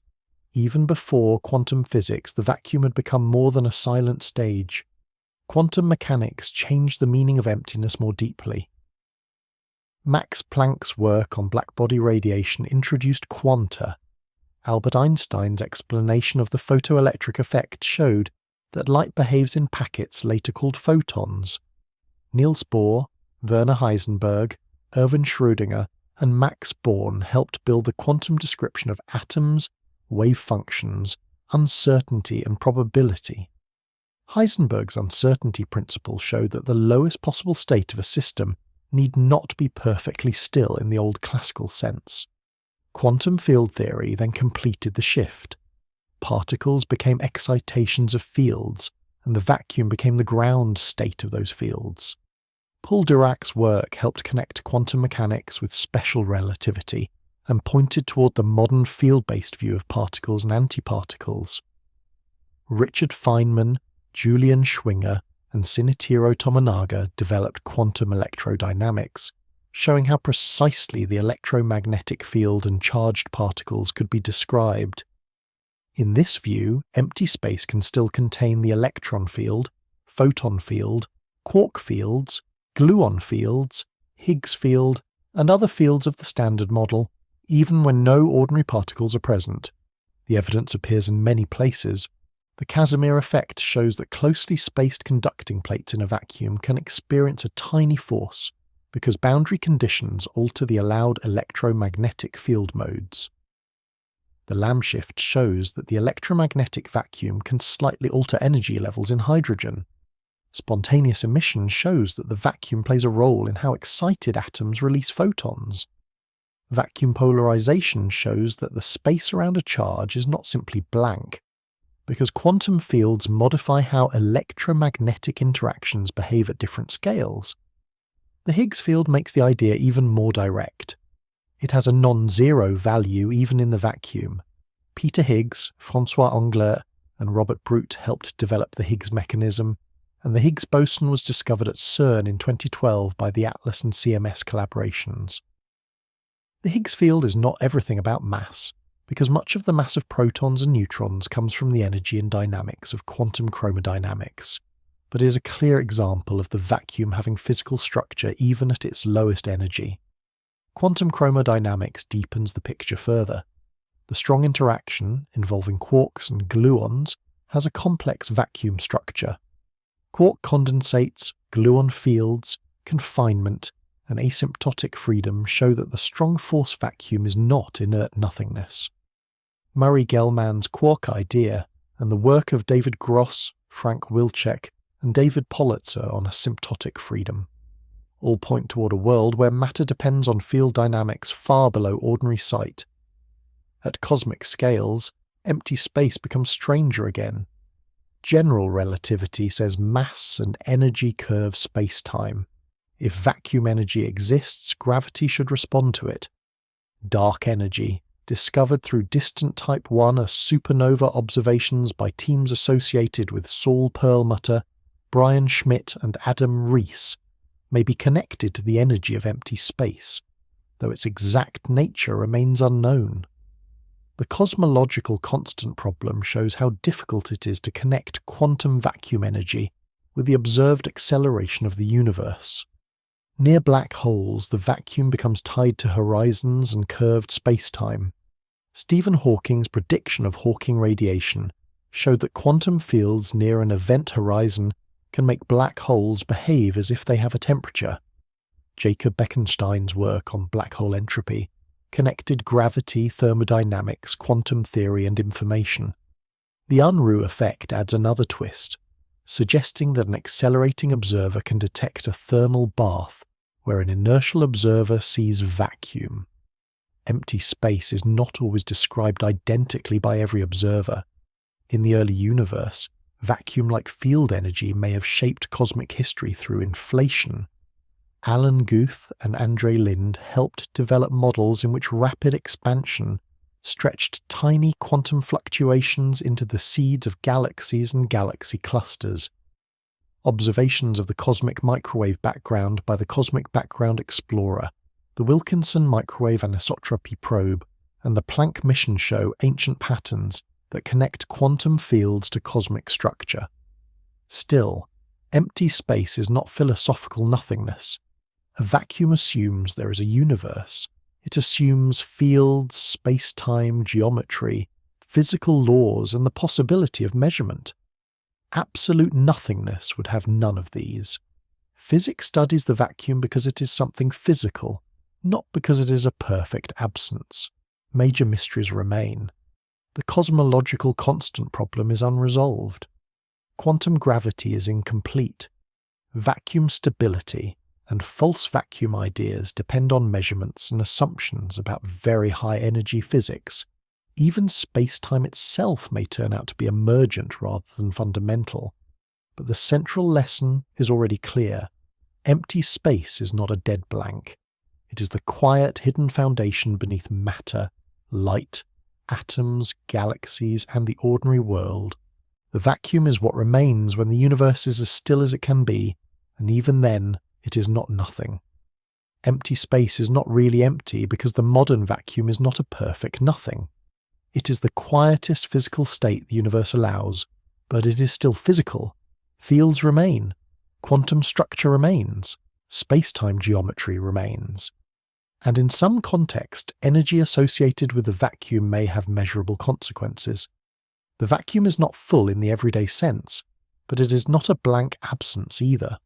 It is more like the universe with its obvious contents turned down as far as possible, while the deeper rules remain gently humming underneath. That answer has taken a long path. It began with ancient arguments about the void, with Leucippus and Democritus imagining atoms moving through empty space, and Aristotle rejecting the possibility of true emptiness. It passed through early vacuum experiments, where Evangelista Torricelli, Blaise Pascal, and Otto von Guericke helped turn the vacuum from a philosophical puzzle into something that could be measured with mercury, pumps, pressure, and carefully sealed containers. Then Isaac Newton gave space the role of an absolute stage, a fixed arena in which matter moved while time flowed separately. Michael Faraday and James Clerk Maxwell made that stage less passive, showing that electric and magnetic fields could extend through space, carry energy, and travel as electromagnetic waves. Empty space could transmit light. It could hold fields. It was already becoming more than nothing. Quantum mechanics deepened the mystery. Max Planck's quanta, Albert Einstein's photons, Werner Heisenberg's uncertainty principle, Erwin Schrödinger's wave function, and Max Born's probability interpretation all changed what stillness and emptiness could mean. Quantum field theory then gave the modern language. Particles are excitations of fields, and the vacuum is the ground state of those fields. The fields do not vanish just because ordinary particles are absent. The evidence is not merely poetic. The Casimir effect shows that boundaries in a vacuum can lead to a measurable force between closely spaced plates. The Lamb shift shows that the electromagnetic vacuum can slightly alter hydrogen's energy levels. Spontaneous emission shows that the vacuum helps shape how excited atoms release photons. Vacuum polarisation shows that the space around charge is not simply blank, but part of how electromagnetic interactions behave. The Higgs field has a non-zero value even in the vacuum, and the discovery of the Higgs boson at CERN gave powerful support to that field's reality. The story also reaches outward. Quantum chromodynamics shows that the strong force has a rich vacuum structure tied to the mass and stability of matter. Dark energy suggests that empty space may help shape the expansion history of the universe, though its true nature remains unknown. Hawking radiation links quantum fields with black holes, horizons, temperature, and information. Early universe cosmology suggests that vacuum-like field energy and quantum fluctuations may have helped seed the galaxies themselves. Still, the vacuum is not ordinary matter in disguise. It is not crowded with tiny visible things. It is not a cosmic fog of little particles waiting to be discovered with a better torch. Empty space is not empty. It means something more precise. It means the vacuum is a physical state, not philosophical nothingness. It still assumes fields, laws, geometry, measurement, and a universe in which those ideas can exist. Many questions remain open. Vacuum energy and the cosmological constant problem are still unresolved. Quantum gravity is incomplete. Inflation is powerful but still under investigation. Vacuum stability depends on delicate measurements and assumptions about physics at extreme energies. And the deepest question, why there is something rather than absolute nothing, remains beyond the reach of current physics. But what can be said calmly is this: the quietest parts of the universe are not meaningless blanks. Between atoms, between stars, between galaxies, and beneath the visible world, the vacuum holds subtle physical structure. Empty space is the silence that still has physics inside it, the hidden foundation from which matter, light, forces, and cosmic history take shape.